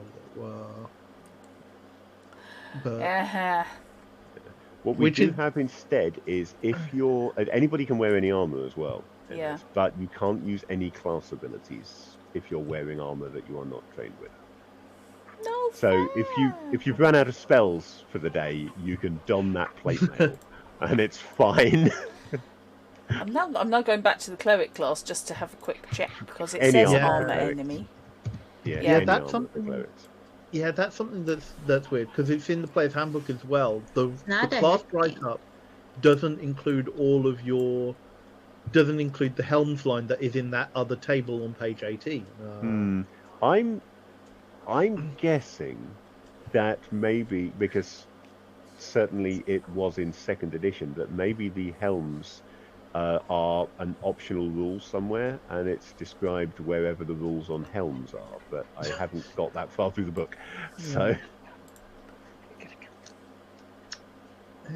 because I know with second edition there were some optional rules for types of helms that just gave you bonuses to certain saving throws and penalties on spotting things. That being said, I cannot Chainmail believe Pop is probably the best thing for me because it's +4 and only 1 EV. So. Oh my god! I want all of the instruments. Same. High five. This is exactly what I was typing in chat earlier. I was like, yes. Bagpipe playing Paladin of Pain. Yes. Okay. Question, Fish. Armor proficiency. Does that come off purely off your class? That is off your class unless you have something somewhere else that tells you otherwise. I can Sorry for Excellent. disappearing there. The cat was knocking things off. No, that's. I wonder what that noise was. Yeah. So I was making sure that he didn't actually manage to knock your Cyberpunk Red rulebook off, because Yeah, that please needs don't. to be looked after. Yes.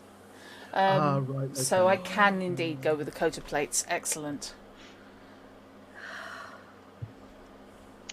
Right. Okay.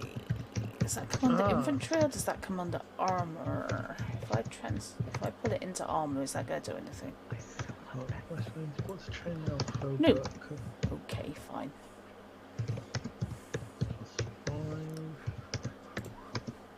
What exactly is Greek ensemble? Oh, hang on. Here's Greek ensemble.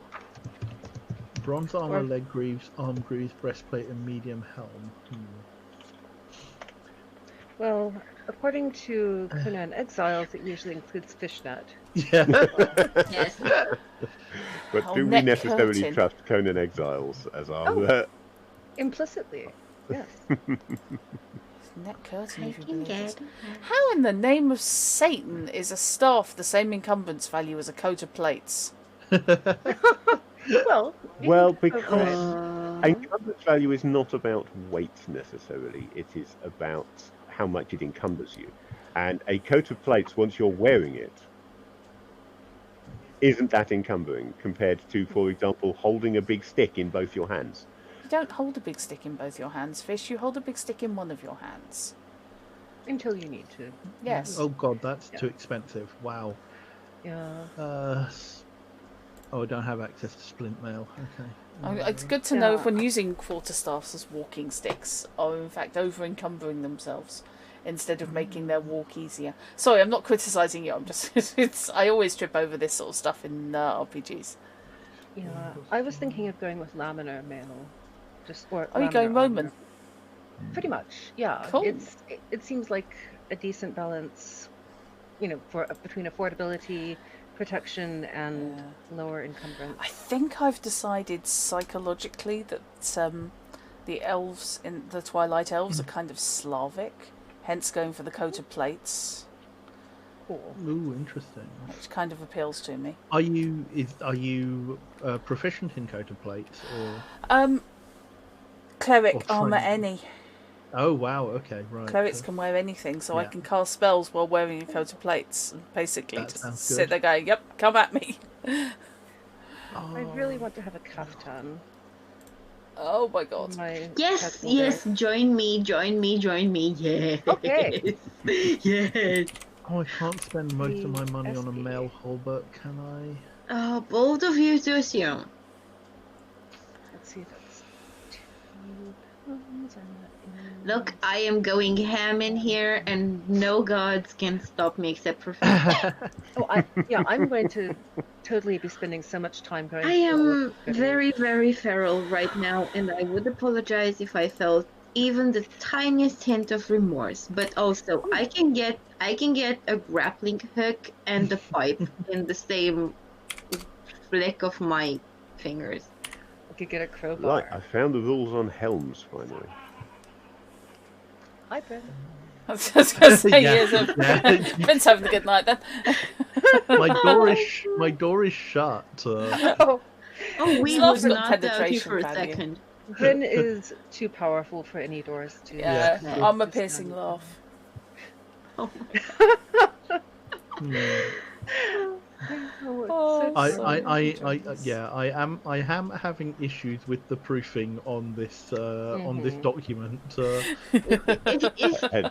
Ari, it's a if little you- worrying given this is like the 7th printing of the player's handbook. Yeah. Ari, if you think that this is me in shopping heaven, I would have you know that I have made a Pathfinder character whose whole shtick was that she was into colored scarves. I spent half a day just Oh. browsing Pathfinder's scarves section. I, going way back to when I was originally running 2nd edition AD&D, when it was still the current edition of AD&D, I adapted rules from the Master role-playing game in order to create a system whereby you could construct items of clothing based on what body locations they covered, what material they were made of, and the quality of the design, and just Yes. build completely custom clothing for all of your characters. And Drut spent an entire game session just outfitting the entire party, not Yep. just her characters, Of course.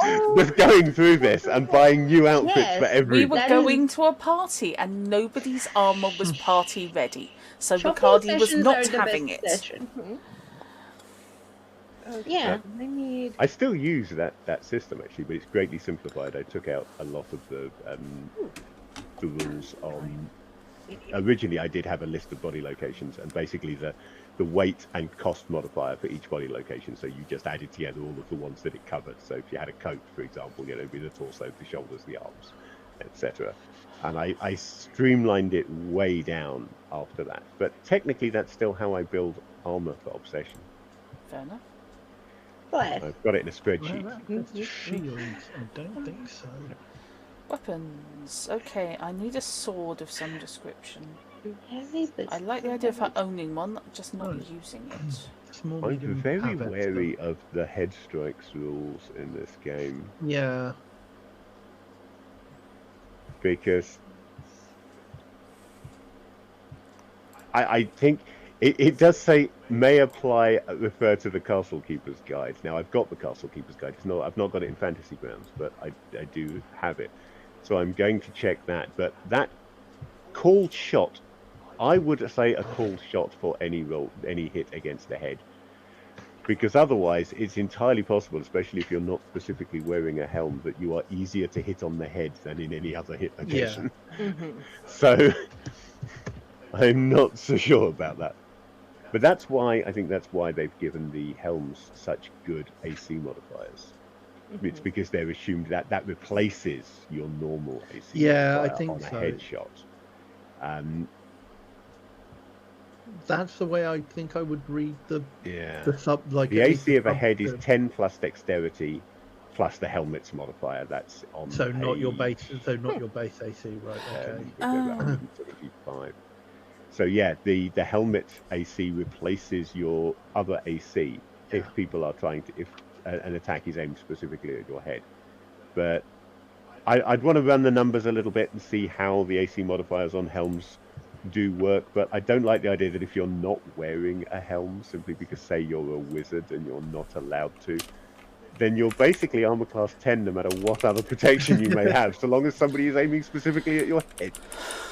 So the called shot penalty, I think, might have to come in. Yeah, assuming that there is a strike to the head penalty, or at least that there is some way of mitigating the fact that if you are aiming specifically for the head, you are taking a penalty or a class, or in this system, I guess it would be adds to the difficulty number for your threshold roll or whatever. Base difficulty or whatever. Worst case, if I can't find a more specific modifier, I would use the 3/4 concealed. Defender 3/4 concealed modifier, because that would represent aiming at a small target, wouldn't it? Although the concealment is more about whether you can see them than about whether they are behind something. But even so, it would work. I will check the Castle Keeper's Guide anyway, because I have that in PDF. I've got large chunks of this game in PDF. Because even though I've never played it before, I rather like the look of it. Oh no, hang on, cover is a separate set of modifiers. But pretty much works out as the same adjustment as the concealment modifiers. That's interesting. But the difference is that concealment, i.e. not being able to see something, affects your to-hit roll. Whereas cover, i.e. standing behind something, affects their armor class, but they're applying the same modifiers. So if I use that and use the 3/4 cover rule, then basically you'd have +6 AC for a headshot anyway. So you'd have a base of 16 plus dex plus any helm modifier, which makes headshots really, really difficult. So I think this is something I'm going to have to look into and read all of the relevant rules and find out what works best. Yeah, one thing. Yeah, I'm gonna have to look up and see if, because as far as I can tell. Oh, hang on. Is there a? So none of the bows have the clarification that they need to be used two-handed. If you say not, then I think Knight's actually going to catch fire. Yeah, I know. Common sense. I know. Rules of common sense, yes. Yeah. But no. Actually, now that I come to think about it, you do not use a bow two-handed. You use a bow one-handed, and you use an arrow one-handed at the same time. So I'm dual. It's a dual weapon thing. Yeah. I was going to say. Oh no! Do I need ambidexterity? Two-weapon fighting. That could well be it. Yeah, because rules Bow are in hand, written. This is one almost suggesting that I can use I can use a bow and a shield at the same time. But You could use a buckler. Okay, Knight. Now stop it. You're just Actually, complicating matters. Actually, you could, because you could use up to a target, because they are designed for you to hold multiple things in your hand. And frankly, if that guy who was teaching us the Indian one could hold 7 blades. Yeah. Well, the Indian Jedi. More weapons in his hand than he had fingers. How he did that? He showed us, and I still don't know how he did it. His hands were not that big. I really wish I'd gone to that because I'm going to assume that the only shield I can use if I am wielding a bow is a buckler. Yes, I'm going to assume that as Yes. Thank yeah, you. would it be Vambrace actually? Was Sorry? that the upper? Would it be Vambrace? Because the Vambrace Vambrace covers the back of the arm. A buckler. Buckler is the little shield. Oh, the buckler's the shield. Of course, Yeah. it is. Sorry, Bracer bracer is is the word what I you're was thinking of, thinking. Yeah. Yeah. Because I've seen bucklers both lower arm and upper arm usages. Yeah, it would be a bracer on the inside because you don't want your arm looking like it's black and blue. Trust me. God, I will go for the buckler rather than attempting to justify I can use a medium steel shield as well as But no, I'm gonna have to dig out those some of the pictures of that guy. Allow the use of a medium shield at with the bow, but only one in any given round. Yes. You could swap back and forth. I mean, when you're not actually firing the bow, the shield goes back onto the into position. But I would certainly say that any round in which you were firing, you would lose the bonus of the shield. Yeah, if I want to do this, I will have to have a buckler. That is perfectly fine. Oh dear, Knight, no. Wants to do full field course with no bracer, forearm weight, a very funny colour. Yeah, I have a permanent ridge of scar tissue on my left forearm because I did 3 weeks at archery before I realised my instructor was talking bobbins about not needing a bracer. Without one, and it basically was just literally it was black all the way from kind of the back of my wrist almost to my elbow where the bowstring kept slapping. That was not fun. That was not a happy time. Wore leather after that. Now, why? On a scale of 1 to very, how bad is burdened? Sorry, how bad is what? Burdened for the encumbrance status. Yeah, kind of wondering about myself. Because nothing I'm getting is very heavy or very encumbering. But together. Yeah, when you have to add in things like a bedroll or... Oh, I don't have that. Okay. I just have a pound of tobacco and a pipe. Ooh. But do you Exactly. have a tinderbox though? Yes. Okay. I went full on Lord of the Rings halfling on this, so That's fabulous.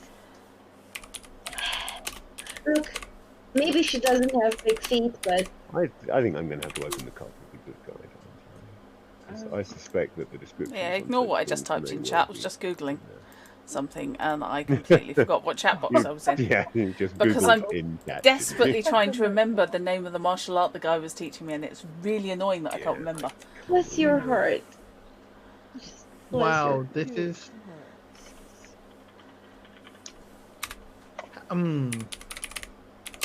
yeah, I'm just wondering that because I'm going to have to be.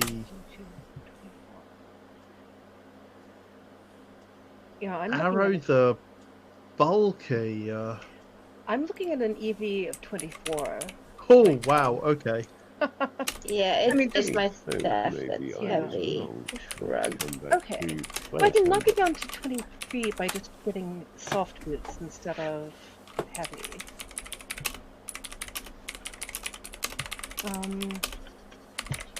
Wow, I'm 13 just before any actual equipment. Mhm. 2, 6. Oh no, I need a sword as well. Yeah, my armor and weapons are 7, I think, total. Really? Wow. 6, 7. And then having relaxing clothes, because I don't intend to sleep in armor.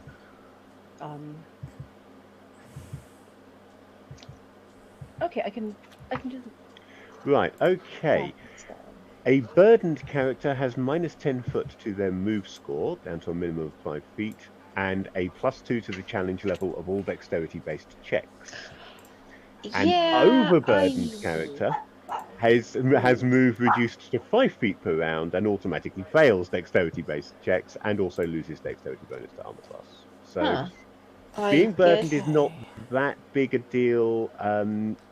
The standard thing from the good old days of AD&D First Edition It's a was bit of that a most bigger of your gear deal. would be in a backpack, and at the start of a fight, you would just drop the backpack. That's what I'm planning. No longer being. Okay. encumbered. See, my whole thought was, oh bones, I only have 20 feet of movement overall.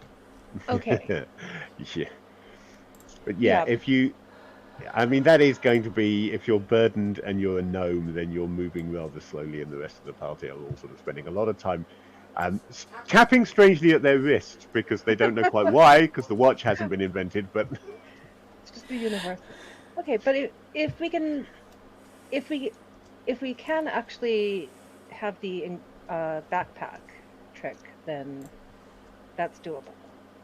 Can I just say, I adore that you can just drag an item from the inventory, from the equipment list into your inventory, because that just makes life so much easier. There are things about Fantasy Grounds that I really like, and that definitely is one of them. The drag and drop features are great.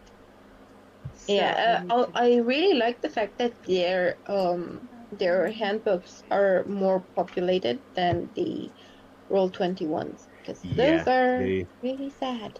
If you go through the library, I mean, on most things, if they've been properly done, if you go through the library to click through and find the entry properly, the entire text of any book that is in Fantasy Grounds, any book that has been converted to Fantasy Grounds is in Fantasy Grounds. So theoretically, you don't need to buy it outside Fantasy Grounds. It's just a pain to read purely within the tabletop. So I like to own it anyway. But then I'm also like that. If I'm using regularly a PDF rulebook, I like to own the print rulebook as well. Oh, whoops. Happy Fish with his copy of Mecton Zeta finally, after all these years. Actually never seen a print copy of Mecton Zeta before this. I mean, now it's POD, but I'd never ever. The reason I never owned it is that I never ever saw it in a shop anywhere. Fair enough. So it's only because of Drive-Thru RPG that I was ever even able to get the PDF copy of it. Otherwise, I would still be on Mecton 2 from 19 God knows when. Yeah.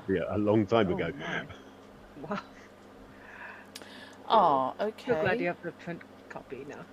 Win What am I the doing? gas skills. Are we doing skills? We're not doing skills, are we? No, we don't do skills in No, I was just the wondering. fact that there is a We skills don't tab do on the character sheet is purely down to There isn't. the fact that I think you'll There's a spells. find there is under abilities. It's Oh, listed there's as skills and abilities. but that's just purely down to the fact that it's sort of You standard realise in I can Fantasy go Ground. foraging and feed people. That's apparently my job in life. You send the cleric out to go foraging. You realise you have a druid in the I party, know. Yeah, I was and about you to want say, to go why did- foraging. A Twilight Elf can identify plants and animals with perfect accuracy in the type of environment where they were trained or currently lives. Okay, so you realise that you have got a druid, a ranger, and a twilight elf, which means that 3 of the 4 party members are perfectly capable of surviving in the wilderness. Yeah. So, I assume this will be a jungle adventure. We will just play Survivor with our characters for the next whatever sessions. We will hold the vote and eat each other or whatever people do on Survivor. Play up to the camera and have a cry, mainly, from what I've seen. Sorry. No, I was just checking the languages and stuff, which are not listed. Okay. The Player's Guide to Erda will list the languages that you speak. It does. It just It's there's okay. It's there's okay, no Dred. I have Polacross. all of the languages. Just all of the languages. Yeah. I have Dwarven, Gnomish, Halfling, and Vulgate for my Vulgate because is the I am a gnome. Erdish common. Rather than calling it common, they have called it Vulgate, which largely translates as common. I have the not common. And then I also have the Druidic language, and I think I can take one more language, but I'm not sure. I don't think so. Which is great because seriously, I speak entirely too many languages already. I'm just looking at this and it's languages. Twilight Elves speak Elven Twilight dialect, which, yeah, presumably is the one where I'm just mooning around after everything for ages. And finishing sentences like, you know, and tailing off, and then looking mooningly again. Fey and Vulgate. The bonus languages are Enochian, Dwarven, Elven, Shintalay, High Elven, Wood, Wild and Wood, Ithram, Gnomish, Goblin and Ungarn.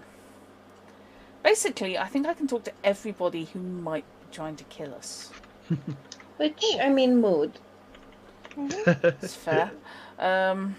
Reach adult at age 100. Oh, bless. Yay. Okay, so languages. Each race gets a certain number of racial languages. Beyond this, characters receive language bonuses equivalent to their intelligence bonus. So the bonus languages listed for your race are those that are appropriate for your additional languages. Oh, thank the earth. That means I don't have to deal with more languages. Look, I told you that intelligence is my dump stat. I wasn't kidding. Do you want those The only listed? plus Fish? I have on it is because I have a +1 from my race. Oh, Twilight Elves begin play with 1 rank in Elven, Twilight and Vulgate for literacy. Is literacy a thing? Literacy is a thing. It's not a thing, I don't think, in core Castles and Crusades, but it is in Erda. But it is also based, as a base, it's on your class. So certain classes are deemed to be literate and other classes not, but you can buy literacy. Elves are literate, apparently. Yeah, it wouldn't surprise me. Elves really should be literate because they're elves and they're all showy gits is the smash term you're gits. looking for. Yeah. And I'm pretty certain that clerics are literate anyway. Yeah. And the wizards obviously Bloody are want to literate. be.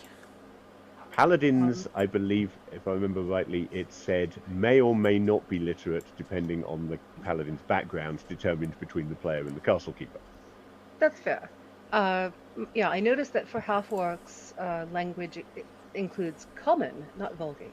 Oh, okay. So that's a small Yeah. problem with the book consistency. Okay. So. Fair What is enough. the holy symbol? Okay. That's the wrong book, Drat. Come on. Holy days. Okay, don't tell me what the holy symbol looks like then. I don't care. No. Ceremony must include use of a lily. I'm going out on a limb then. That my holy symbol is, you know, when a cleric you've never met before comes up and gives you flowers, you know that's turning undead or something. No, it's so cute. Well, yeah, kind of, in a destructive sort of way. Adorable. Bonus languages, I guess, are based on your intelligence score. Yeah. Yes. Yeah. Okay. It is your intelligence bonus, basically. Sure. Okay. Oh God. Let's finish one thing, Drop, before you start another one. But for God's sake. If you have a low intelligence, that doesn't mean you lose languages. No. Good. Fair enough. Okay, so let's just list my languages. And my intelligence is what, apart from yes? Oh, so if you have no intelligence bonus, Fish, you get no bonus languages? Correct. You just get your basic racial languages. Well, that's a bastard. Okay. Yeah, I mean, that leaves me basically with Elven, Ethram, Fey, and Vulgate. So I can talk to you guys, basically. But everybody will speak Vulgate. That's a base. Yeah. So. Cool. Okay.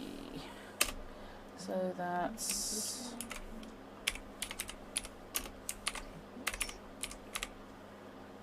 Oh, come on, learn to speak, Drat. I didn't even learn to type, which is, you know, if you're going to mess things up. Speak with people called Fae.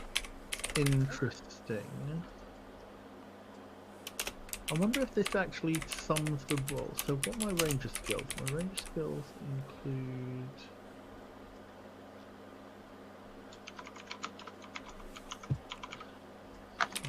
So let's roll this and check. Okay, that's fine. That's cool.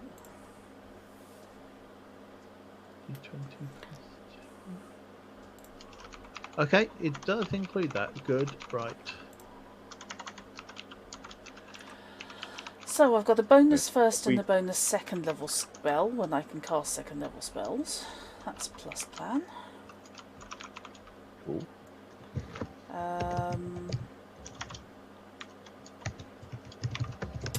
I'm going to have to work my zeros inventory do I off get? camera.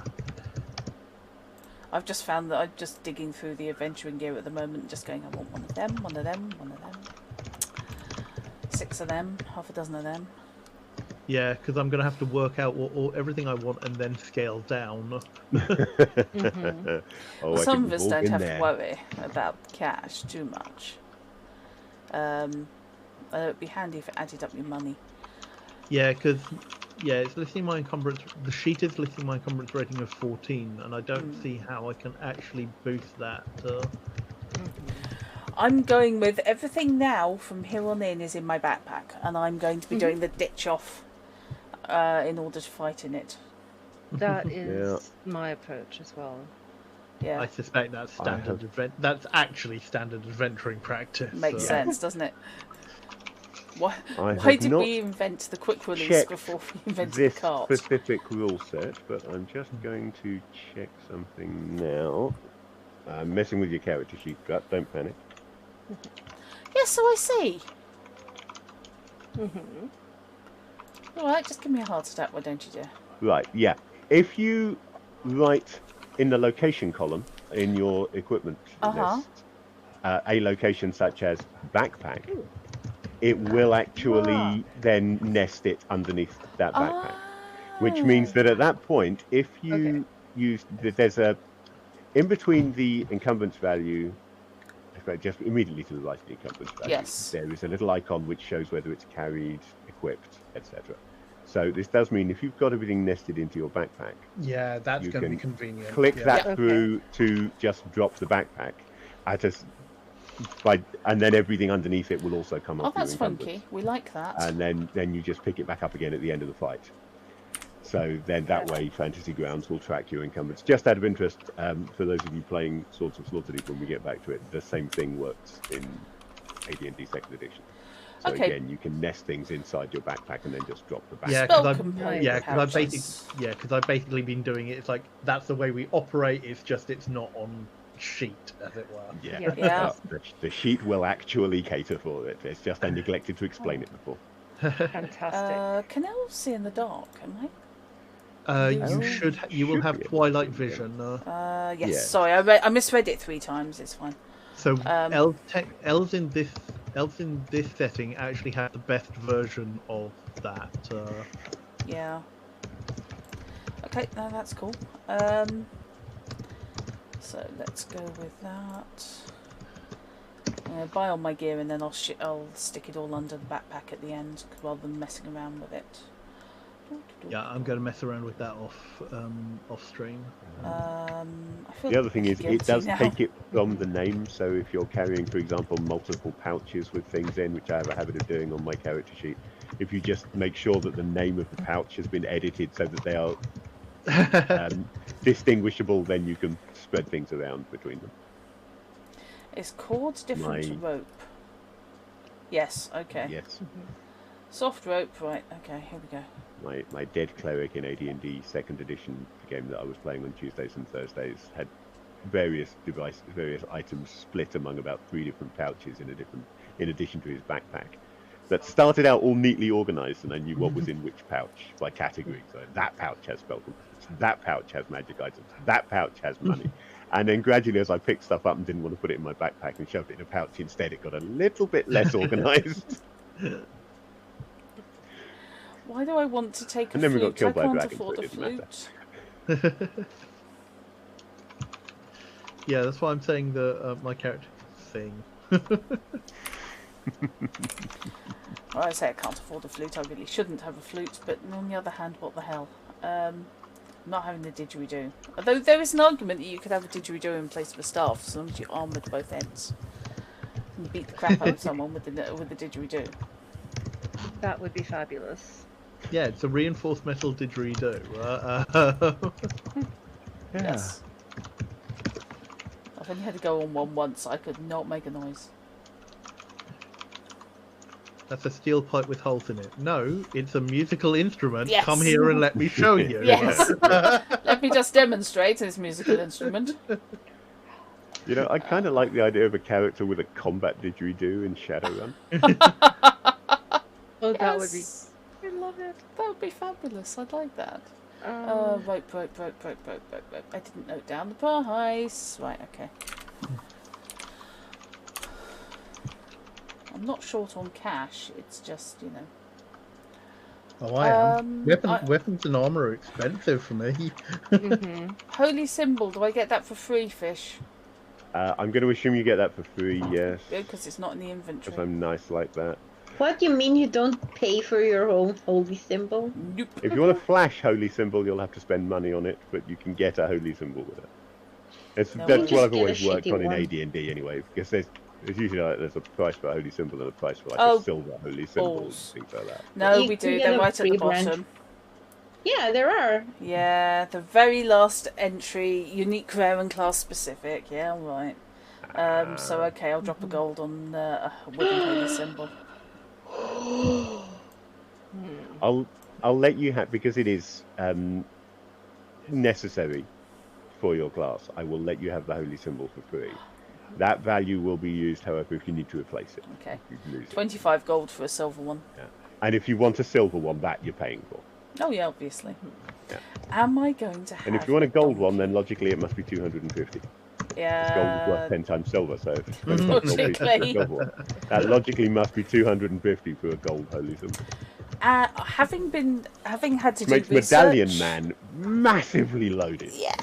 Having just had, not just, but having been doing research on carrying and pulling weights of various horse and horse-adjacent creatures. I am so tempted to get a mule. Do not mess with them. I was looking up their stats. Good lord. Aw. I needed to know how many we needed to pull a certain weight of something and how much a certain size of container was if fully loaded with liquid.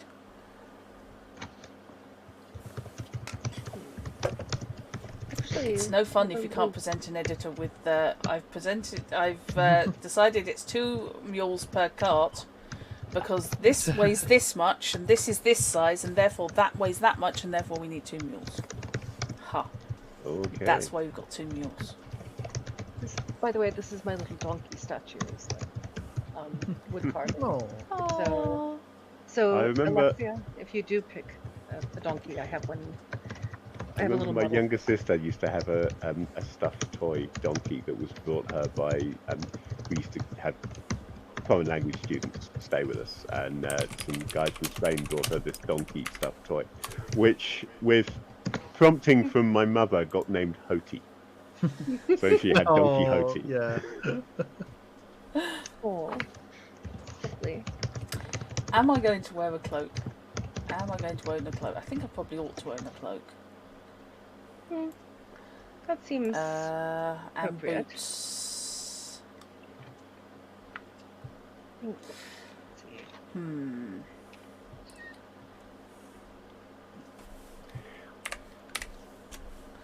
I probably ought to be picking spells. No, what am I doing? Adventuring gear. Well, Short sword. As a cleric, of course, you don't have to worry about a spell book, so you can pick your spells before True. we start the first session. Is it 4 zeroth level? I believe it's 4 0th level. Okay. Let me just. I think everybody gets 4 0 level spells, basically. Yes, I'll I am double well check aware that zeroth is not a thing. I don't care. I'm assuming a basic level of clothing. Yes. One yes, outfit. You may assume a basic level of clothing. Okay. So, I've got a cloak. Am I going to go with nice boots? I'm going to go with nice boots. I'm going to go with heavy boots. Actually, no, I'm not going with soft boots. It's better more in character. I need to extend that.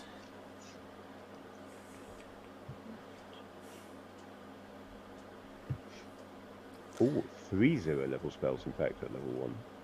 Is it? I thought it was 4. Yes. The wizards get 4, but Oh, the clerics and now. druids only get 3. You get a 4th. You get your 4th 0 level spell at level 2. Hang on a minute. Hang on. I have for God's sake, Drop. Okay, this doesn't quite make sense. So on the ammunition table, or like on the weapons table, the ranged weapons table, you've got 2 listings for arrows. Arrows 20 and arrows 12. I'm going to take a wild stab that that's going to be sheath and flight arrows, but I will double check. Because it says arrows 20, arrows 12, arrows silver, so there is very specifically a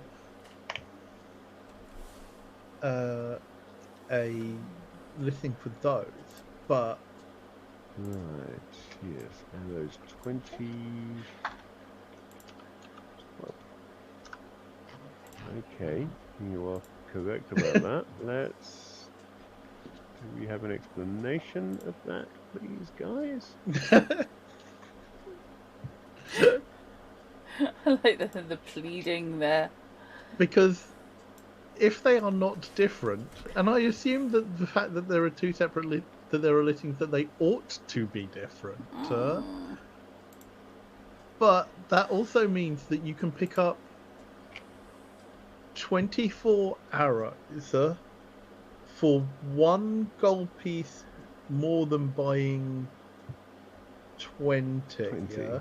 Yeah. which weighs 4 pounds and has the same encumbrance value. Hang on, that makes no sense. Yeah. So, like, Yeah. 24 arrows has the same encumbrance value as 20 arrows, albeit a bit more expensive. But this then sums up over the over the Odd life. thing. Because assuming that you've got the gold to pay, you've got a little extra gold to pay for it, you can buy more arrows for less EV. Yeah. Oh, you're right. By the way, Fish, I was misreading that you got an extra 0th level spell at 2nd level. Yeah. Yeah, it's all right. It's me being I don't think me so, being derpy. because there are bolts listed separately, Knight. Yeah. Or, Bolt which say 12 as is later crossbow. further down the list. Yeah.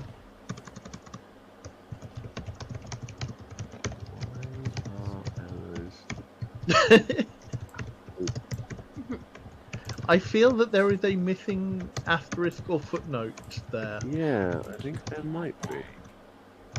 No, it's a perfectly valid question. That could have been. Yeah, no, that's. Hang on, let me. There are no silly questions. Let me put Acrobat Reader on the other monitor so that I can see it past the lovely people that I'm otherwise looking at and are obscuring half my book. I thought you were talking about the cat then for a sec. I mean, I don't think it makes much of a difference to me. It's just. Because I'm debating, because I'm actually debating if, like, do I carry 32 arrows or do I carry 40 arrows? Just to get me that 1 point of EV back. If they are not different things. Because it's not like the damage is different, it just says as per bow. It is just that they are sold in different quantities. The quivers, again, I have just discovered. 2 gold piece gets you a quiver capable of storing 12 arrows. 4 gold pieces gets you a quiver capable of storing a score of arrows. Oh, okay, I've got to buy the quiver separately. Okay. It is just down to the quantities you're buying them in. Okay, right. If I have to buy the quiver separately, then that means I can't bother. Right, I can't bother having actually 2 bundles of arrows. So, okay, that. I mean, there's nothing to say, of course, that you can't buy a 2 gold piece dozen arrow quiver. And then spend another 2 gold pieces on 20 arrows, and just leave the extra 8 arrows stored somewhere else, in a bundle in your backpack or something to restock the quiver with. It's a bushel of arrows, isn't it? If I recall correctly. I don't know. Is it? See, it's not the number that's the issue, or actually the price. It's the EV here. Is the issue here. Yes. Backpack is the way to go. I mean,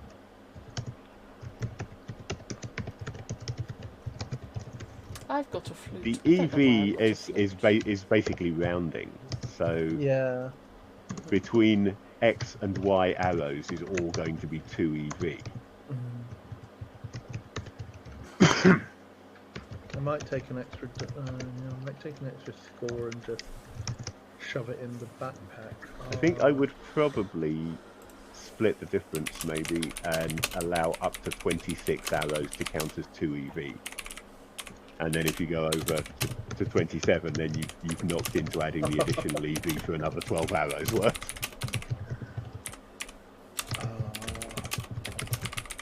It's one of the downsides of using an EV system rather than just using weight, is that once you split things up, it gets a little bit wafty. But I'm quite happy to accept rule of reasonableness.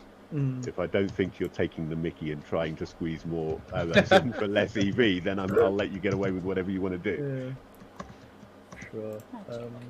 Okay, let's have a look at cleric spells, because although I can pick my spells on the day, I do, of course, need to know the whole component issue.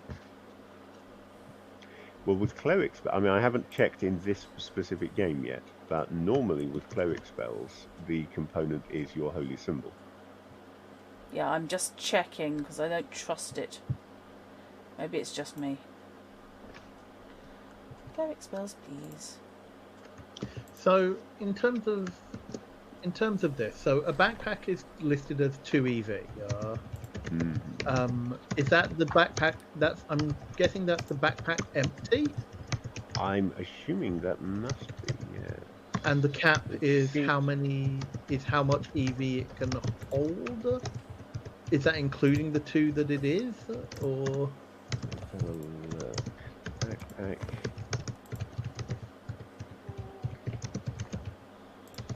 Get an explanation. I don't think we do. Explanations would be useful, so yeah, give us one of those. Is one of the dogs having a moment? Oh, I'm sorry. Mulsey is looking up at me, going. No, that's cool. I It's have fine. I no- was just having a. Is there a cat sitting out hang in on. the? Capacity No, items. sorry. Oh. Yeah, the cat is a wonderful puppy. Sorry. Sorry about that. Don't be. Don't be. It's fine. Oh, okay. So that's number of items it can hold. Okay. I wish. That's.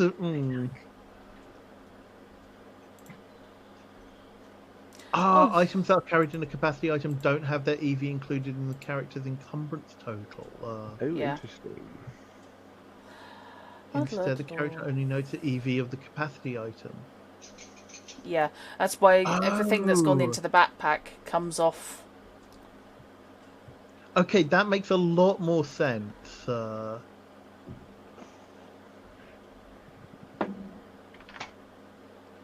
Oh, right. Okay, so there is actually so that makes sense because that makes that makes things like pouches and sacks and such actually have value in this system. Yeah.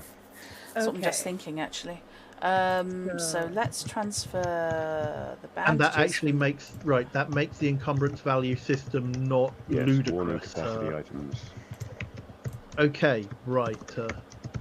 Right, okay, let's change the bandages then from the backpack. Interesting. to a Furthermore, belt pouch. capacity item cannot carry any item whose EV is equal to or greater than its capacity rating. Yeah.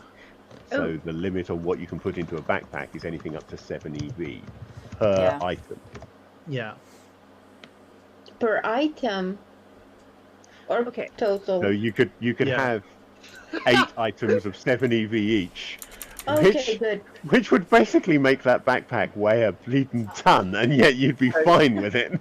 Yeah, that's the thing. It's like, you can shove.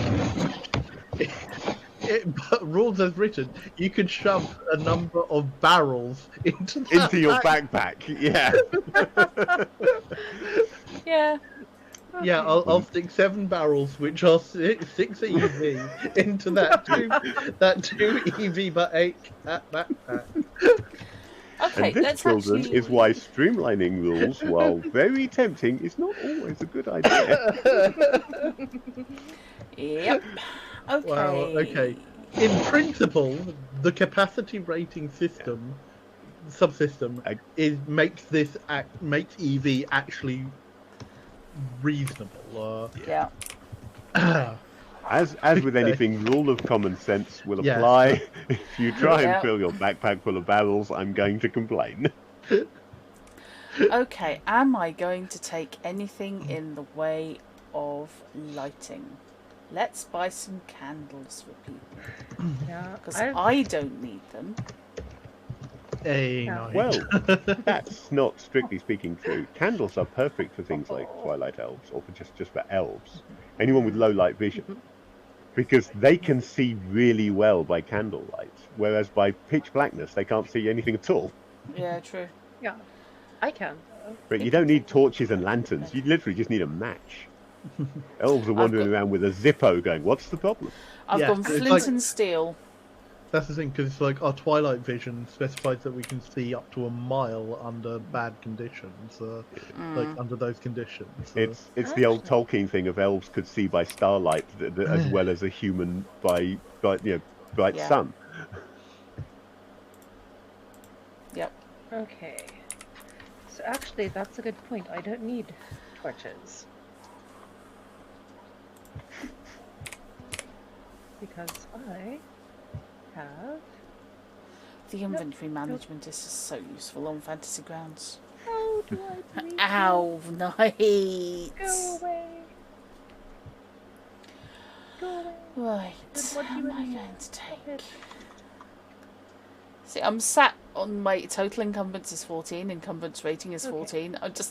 Anything I buy, I need to be able to put in either my belt pouch or my backpack. But I don't need a component pouch anymore. Because I found one thing that involves components, and that is holy water, which comes in its own vial anyway. Generally, for clerics, you're usually just looking at if there's a component, it's because it's some sort of a ritual spell, rather than but just normal clerical spells tend just to need holy symbol. Yes. I am, however, thinking ink and parchment for reasons known to somebody else.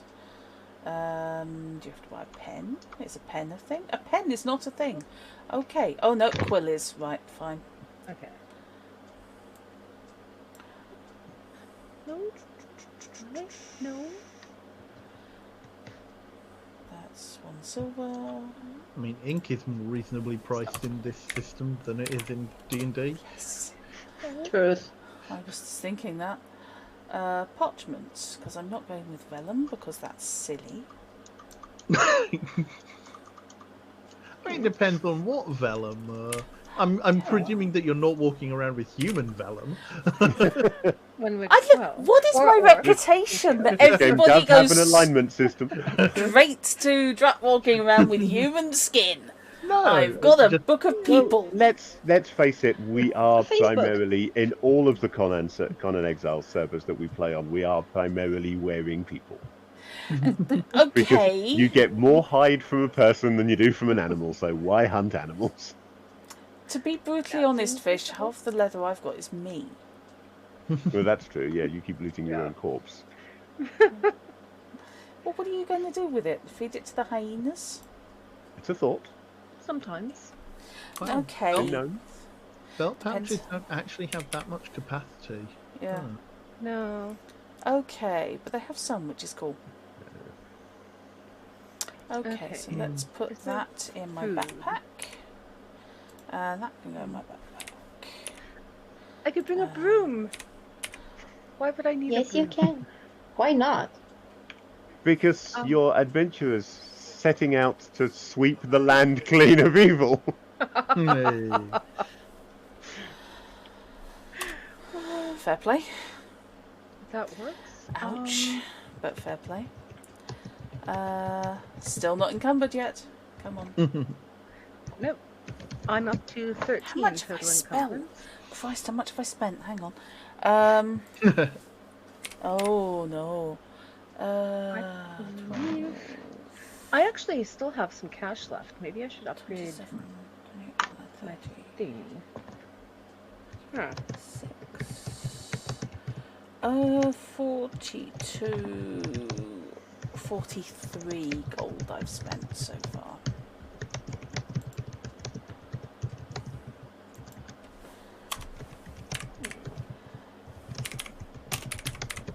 Wait.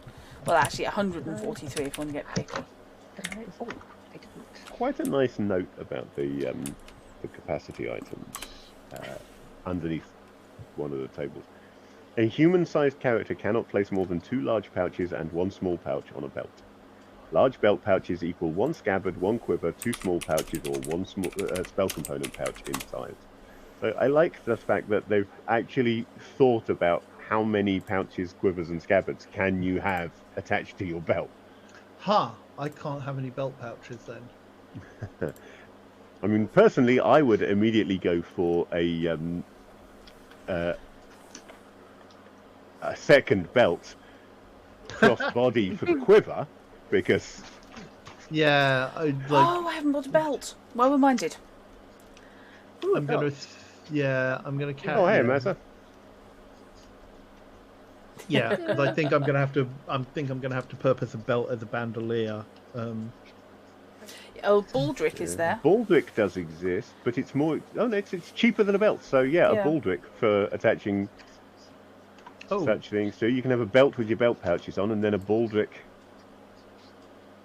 I don't know how much I would allow to attach to a Baldric, because I think sort of the point of it being cheaper than a belt is that obviously it's really only got one carrying point at the lowest end on a Baldric. Where is Baldric? I don't see a Baldric. Looking in the player's handbook on page 65, in right, the clothing section, we have belt Oh. and Yeah. then Baldric. I'm just scrolling up and down through the The goods and Baldric is services. heavier but cheaper than a belt. Makes sense. And I do tend to think that if for example you attach, how does that Baldric stay in place when you attach your quiver for shoulder mount? Why does it not just immediately just drop down your back and end up hanging by your ass? Unless it's because I'm guessing you've got a 2-point attachment. If your Baldric attaches to your belt, that would keep it in place. I guess that's what they mean by belt Yeah. Baldric. Yeah, It's got a point maybe. of attachment on your. Because the simplest traditional Baldric is literally just a loop of cloth, which you attach your scabbard to the bottom of. But the more you pay for them, the more complicated they would become. I'm not going to argue too much about how you've organised. Yeah. So long so long as I don't think you're taking the piss, I'm fine with whatever works. Why have I just gone up to 19 incumbents? What the hell? Okay, I'm 14. Yeah, because what I suspect what I'll do is to give me the thing is one belt with a set of pouches on, a second belt that is strung over, one which has the quiver at the top point and the scabbard at the low point.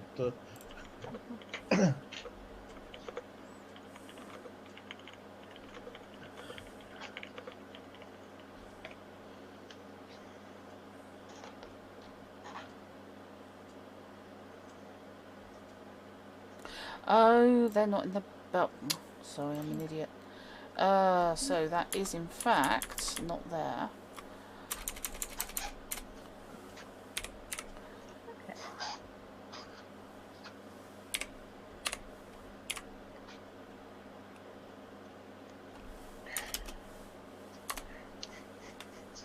Okay. That's better.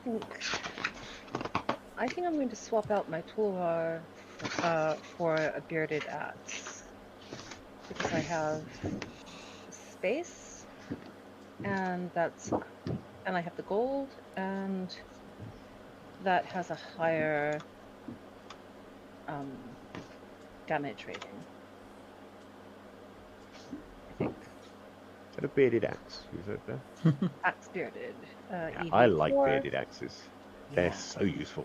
Are You those can do the so ones- much more with it than just cut things. Yes. Are those the ones which have the jagged edge? They are. It's the traditional Viking axe, I suppose. It attaches at a point at the top, and then the axe hooks down. Right. So it's only actually attached at the top, and as a result, what you have got is this wonderful hook that you can use to hook shields or hook doors or hook anything you want to hook. People's legs, that kind of thing. Yes. Excellent. And it's 3d4 instead of 1d6 damage too. And they're potentially quite useful climbing items, bearded axes, because you can just hook it over something and haul yourself up. Cool. We like multitaskers. And that brings my total encumbrance to 16. Just one under my total. So I need to stop. Jogging around all the encumbered people saying, look, what's the problem? Huh. Personally, I love the look on players' faces when they've carefully calculated all of their encumbrance and got everything sorted out, and they head into the dungeon exactly just Yeah. underneath their encumbrance limit, and then pick up treasure. Yeah, Oh God, yeah. I can relate actually. I really like about Fantasy Grounds that you have this option to like have an item marked as not carried, because like it So allows you often to I leave have your shit at characters home. who've got stuff left at home. In third edition D&D, Truck was running a game in the town of Testeros in a homebrew world of ours, and we'd acquired a house there, which included a chest that was basically built into the house. Essentially, it didn't move. The floor went through the bottom of the chest, and I then wizard locked it and put all of our stuff that we didn't want to take on adventures with us in it. Oh, that's fabulous. I love that. I love that. That was also the game where I got to run around making good use of the invisibility spell and carefully thinking about what did and didn't count as a defensive action, so I didn't drop the spell. Yes. Yes, I swore at you over that. I think the one that was really pushing it and that most GMs wouldn't have let me get away with, but that Drut did, was counterspell. Technically, I was not attacking anybody. I was only countering a spell that was coming in at me. And she was in a generous mood, and she let me have it. I was doing all kinds of indirect stuff with cantrips and things that didn't drop my invisibility. And just annoying the hell out of these guys. You were wandering around attempting to prevent a forced marriage in a mine. I think there were about 9 guys there. You decided to do it on your own. Yeah. Yeah. Level 1 fighter, level 1 wizard, I think, at that point. Yes. Of course. Yes, he was a martial artist wizard. Yes. He was. No, of course you were level 1 and level 1. Yeah. Okay. Okay. Aside from the shopping, is there anything else that you want us to do? Because I say I want to go through the shopping more detailed. I think it's a fairly straightforward character creation system. This, because not having a skill system actually cuts a lot of time from character creation.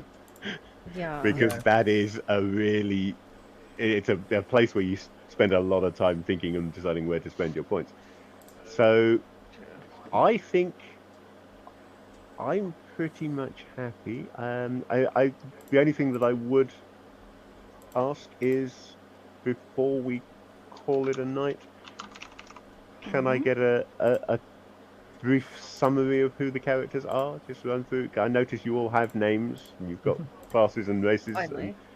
And, even if that's all I get, I would like at least that. If you know a little bit more about your character, then feel free to tell us a little bit more about your character. Alexia, don't be here all night. You know me. Saki sword. It's okay. The reply will be in the form of an art that I will post afterwards. Yay! Okay. Where's my boots gone? I've lost my boots. Also, I see that you've read my description. Seriously, I've lost my boots. I just paid for them. What the hell? Oh no! You okay, Dret? I'm baffled as to where my boots have gone. These boots were made for walking, and apparently that's what they did. Apparently these boots are made for buggering off. Yeah. Fine, if I can't have them, I won't buy them. Oh, is there a place to put my leftover money? Yes, on the right side. Okay. Right side. Okay, thank you. I will do that as soon as I remove this freaking.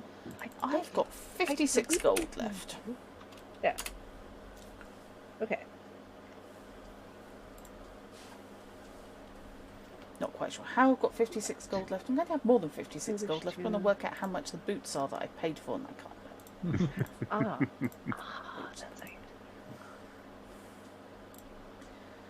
That's right. Let's calm down the number of windows I have, shall we?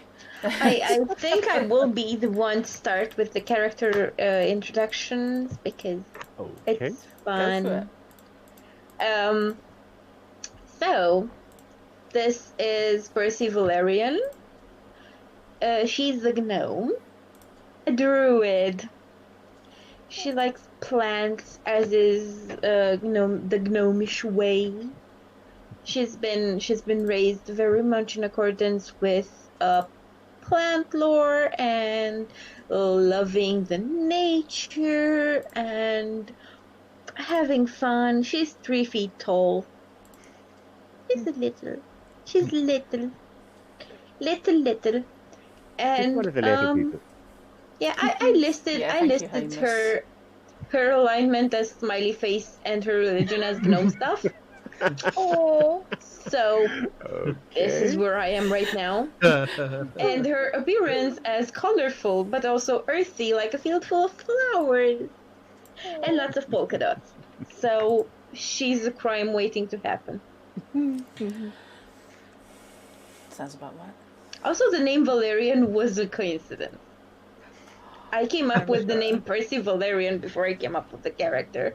I had no idea she was going to be a druid, so Yeah. Is she very good at making sure we all get our 8 hours? Sure. Absolutely. Thing is, she starts talking, and that's it. Yeah, Or is it's especially since I start talking. So I was purely F talking for about the you lot. character. sure. See, I'm worried about how perky to go.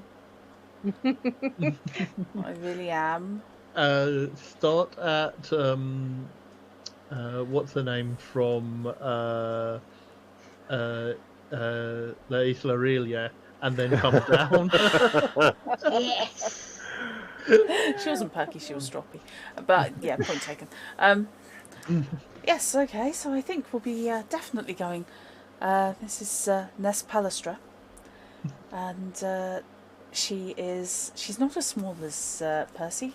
That would be silly, because Percy's a gnome, and that's, they're far smaller. But she's a very small sort of person. She looks like a cutout.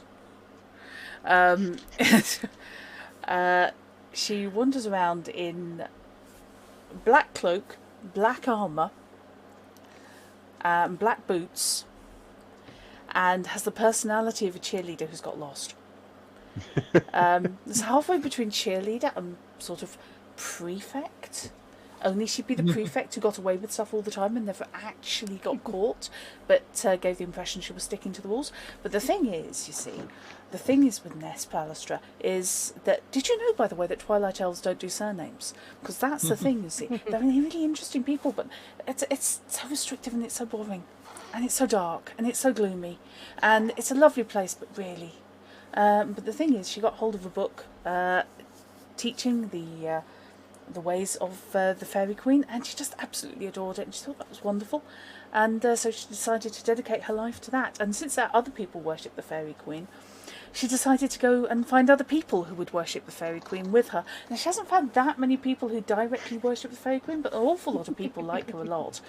And everyone seems to really quite like Ness, and she hasn't quite figured out why, but she's happy to go along. But there are also some people who don't like her very much. She thinks it might be because she wears a lot of black, but she likes wearing black because she doesn't necessarily like being too showy. But on the other hand, people are funny. Right. Sorry. Thank you. I love her. She's great. I'm sorry, Fish. Consider her my revenge for Scarlet. Yeah, all the way through that, I had, hello, my name is Scarlet Martinez. I'm looking for the man who killed my father, Domingo Martinez. I wonder if you have seen this man. Sorry, I apologise for running on there. I just she kind of crawled no, out. It's Yeah, going that to was be really fun. good. Yeah. I'll need to work out a proper demeanor for Kalashflin, the Mist Elf Ranger, who is also a pretty cheerful guy. Like these two elves are probably like really making people think about what they know about elves. Yeah.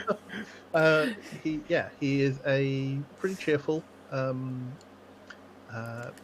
lad who wanders around from town to town, from village to village, showing off his bowman skills, making a living as an itinerant woodsman and ranger for hire, as it were, while he tries to Cool. experience the world. A cheerful version of Crow from Hawk the Slayer. Yes. Yes, uber fast firing. Okay, and Spoon, the half-orc paladin, she's a bit earnest, loyal, sometimes to a point, and kind of tends toward being the parent friend, but one who is easily confused and misdirected by her charges, or those she's acquainted as her charges. Sort of a parent who's easily misdirected, and you can sneak out in the evenings without them necessarily noticing, but they mean well.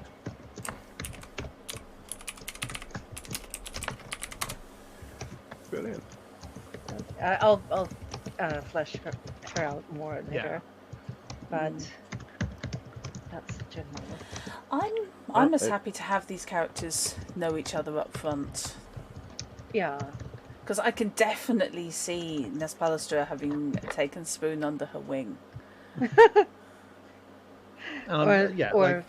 It's entirely possible that like Kalashflin has bumped into you guys over that time frame. Yeah. Yeah, and Percy just saw you people and was like, oh, yes. I suspect that Spoon would think that she was taking Ness under her wing, but yeah, sort of a mutual. I'm parenting you. No, well, yeah. I can see Kalashflin and Nespalastra are going to be hated by the elves of their own people. Oh yeah. Just in a, what kind of freak are you? Yeah, it's like, so your family, where do you come from? Oh, look, my name has got lots and lots of ancestors in it. You don't need to worry about it. It's all really dull. That's not the interesting thing here. Look, what we've got ahead of us is... As I just said in chat, Nespalastra is named for the loch and a type of sphagnum moss. She couldn't be more elfy if you tried. She's just not gloomy enough. Definitely is the happy goth. Yeah, because Mist Elves are supposed to be kind of dour as well, Yeah. and like harsh and adaptive. We've learnt to. It's like, that's happened. It's happened. Yeah. We live with it. That's fine. We don't need to dwell on it. We just don't trust anyone. We've been betrayed too many times in the past. Bastards. I like these people so much.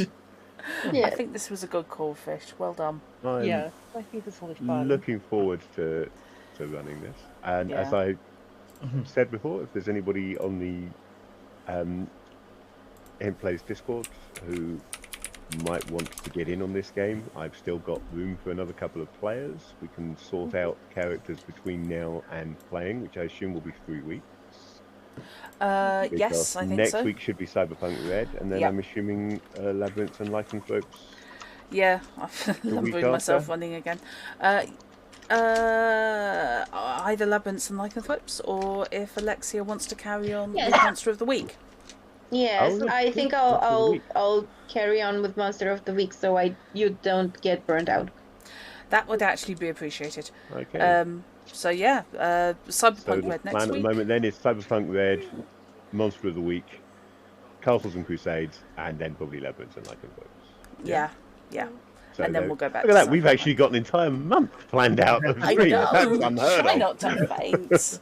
Yeah, some battle change. Something will go wrong. Yeah, and that's a nice mix of systems and such, especially because Waterdeep not in the rotation at the moment. Yeah. this Get some fulfills fantasy the high fantasy ground. It does. Yeah. Yes, the high fantasy, she says, looking at the characters and thinking, okay. Yep. Yeah, we're very high I, in fantasy. Sure. Yeah. it would not surprise me at all to find that these characters were high. Yeah. Not even slightly. They're mostly quite short. How Yeah, tall are 'cause- mist elves? I'm tall. So elves in this setting are not elves in this game are not tall. No, we've got the um, little elves. So high elves in this run from 5.5 to 6 foot tops. Oh my god. And mist So- elves are shorter than them. So I'm putting myself at like 5'6" exactly. Which is Twilight one of the elves are shortest short for characters. elves. Which is So one of it's the like shortest 6.5 characters I have ever everybody- played. I'm okay. Spoon is like 6.5, so Excellent. Wow. I'm going to be towering over everyone. Yeah. Yes. Good. We'll Oh, climb you. goodness. Yeah, when I want to scout ahead, I'll climb you. Strangely, wood elves are really tall. I mean, it's not weird. They're Yeah. wood elves. I mean, No, but just as elves generally, because in like as I say, most D&D settings or D&D-esque settings tend to put them as tall and wispy, i.e. Oh, I mean, at the, Yeah, at the they- top end of 6 foot Yeah. going over. Mhm. the interesting thing is that certainly, I can't remember what it was earlier, but certainly from 3rd edition, and I think actually even from 2nd edition, elves in D&D are short. However, in the Forgotten Realms, those elves are more like Tolkien's elves and Yeah. are tall. And because the Forgotten Realms is the most played D&D setting, people still think of D&D elves as being tall when the rulebook Yeah. actually tells you otherwise. I've Yeah. always liked tall elves myself, Same. just because I'm a Tolkien Yeah. fan. Mhm. Yeah, I like tall elves. But I'm going to get a kick out of playing my cheerleader drow. Basically, that's what she is. I Yeah, think she's going to be a lot of fun. Great. should be a lot of fun indeed. Okay, so Fish, would you like to Right, outro so yeah, us? that will be it for today then. Thank you guys for putting up with the fact that I really don't know Castles and Crusades that well, because although I've owned it for some time, I've been waiting to actually have an opportunity to play it and haven't properly read through the book. And thank you everybody for watching. I hope you have enjoyed this and maybe have an inkling now of what Castles and Crusades is compared to other either retro clone games or variations on D&D. Next week, as we've already mentioned, we will be playing Cyberpunk Red, starting our Cyberpunk Red campaign. Yep. The latest version of that particular game, which is a favourite of mine, so I'm looking forward to playing Oh, that. great, run no by pressure. Strata Cup. That's fine, so long as everybody remembers it's personal. Your gang is your family, Yeah. and you're basically scrimping for rent and kibble money. It'll be fine. No, it'll be grand. It'll be fine. No Good. worries. I'm looking forward to Cyberpunk. Kibble money to start with, then we move on. Yep. Kibble money. It's kibble lifestyle is 100 EBs per month. This is a temporary setback.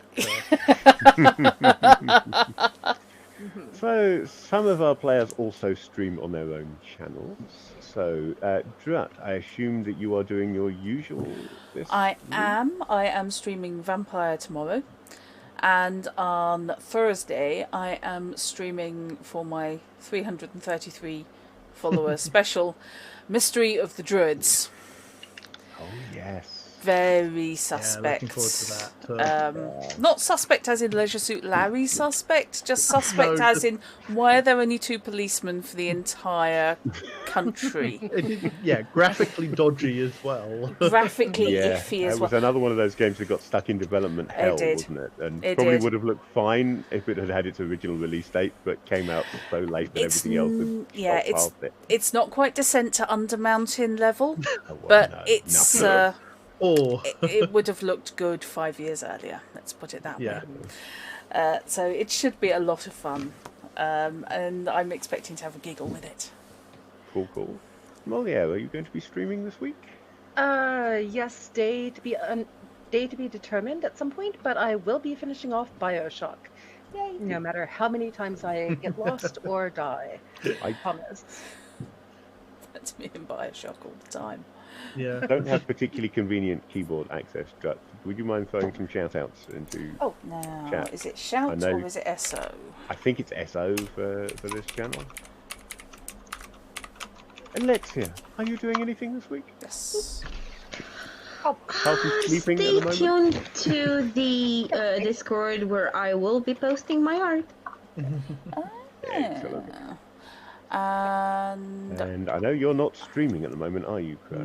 Not at the So moment. So do you wanna I'm. plug Rusty Quill, or Yeah. is there something else that you'd like to No, do? folks, if there are any folks here who don't know that I am from Rusty Quill, Rusty Quill will be streaming on their usual Wednesday and Saturday slot with Nico and Mike. I will be intending to stream on my own channel come May. I'm yay. just sorting out Excellent. time because I'm taking some time off. So I will be using that to set up my own channel and start Cool streaming beans. there. So Excellent. So jump across and follow now, so you're ready when he starts. So that would be twitch.tv/Chrono Magistrate if you want to follow my channel in anticipation of that. Who's going to get to type it? Damn.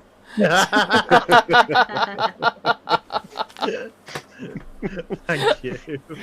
Typing wars. Yeah, so probably second or third week of May. Yay. Expect Brilliant. something by then, if not sooner. Excellent stuff. Yay! So if you like what we do, you can also get involved by jumping onto our Discord, which I know that link scrolled through a little while ago, but that's good to see it coming back up again now.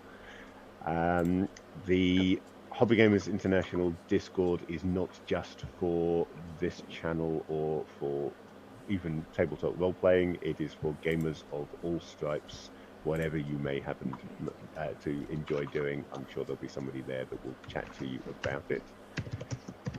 You can also donate to support the channel. That goes towards doing things like making sure that we actually have the games that we want to play, and occasionally maybe coming up with perhaps some giveaways here and there. Yep. Not often, but it's been known. It's And happened. Fishy, your streaming is on hiatus at the moment, right? Yeah, well and So- truly. Shout out or not? Worth? Yeah. I would Just so say people can follow, so they get notified when you come back. Yeah, just so people remember that you're cool. Yes. I wouldn't go that far. Well, Well- they may have seen this, and so they may need reminding that you're cool. Oh, Yeah. thank you. Thank you very much. I'm sorry. I'm being horrible too. Please, And the other I side can't of my... even- We are. I very can't even supportive say, well, that's community. quite enough of that and cut her off, because she's actually running the stream. Ha! I am doomed here. Shouting But anyway. nevertheless, yes, that will be that. Thank you again for watching. Hopefully we will see you again next week and or on the Discord. Okay. Take Good care, night. everyone. Thanks. See Bye. ya. Thank you. Love you. Take care.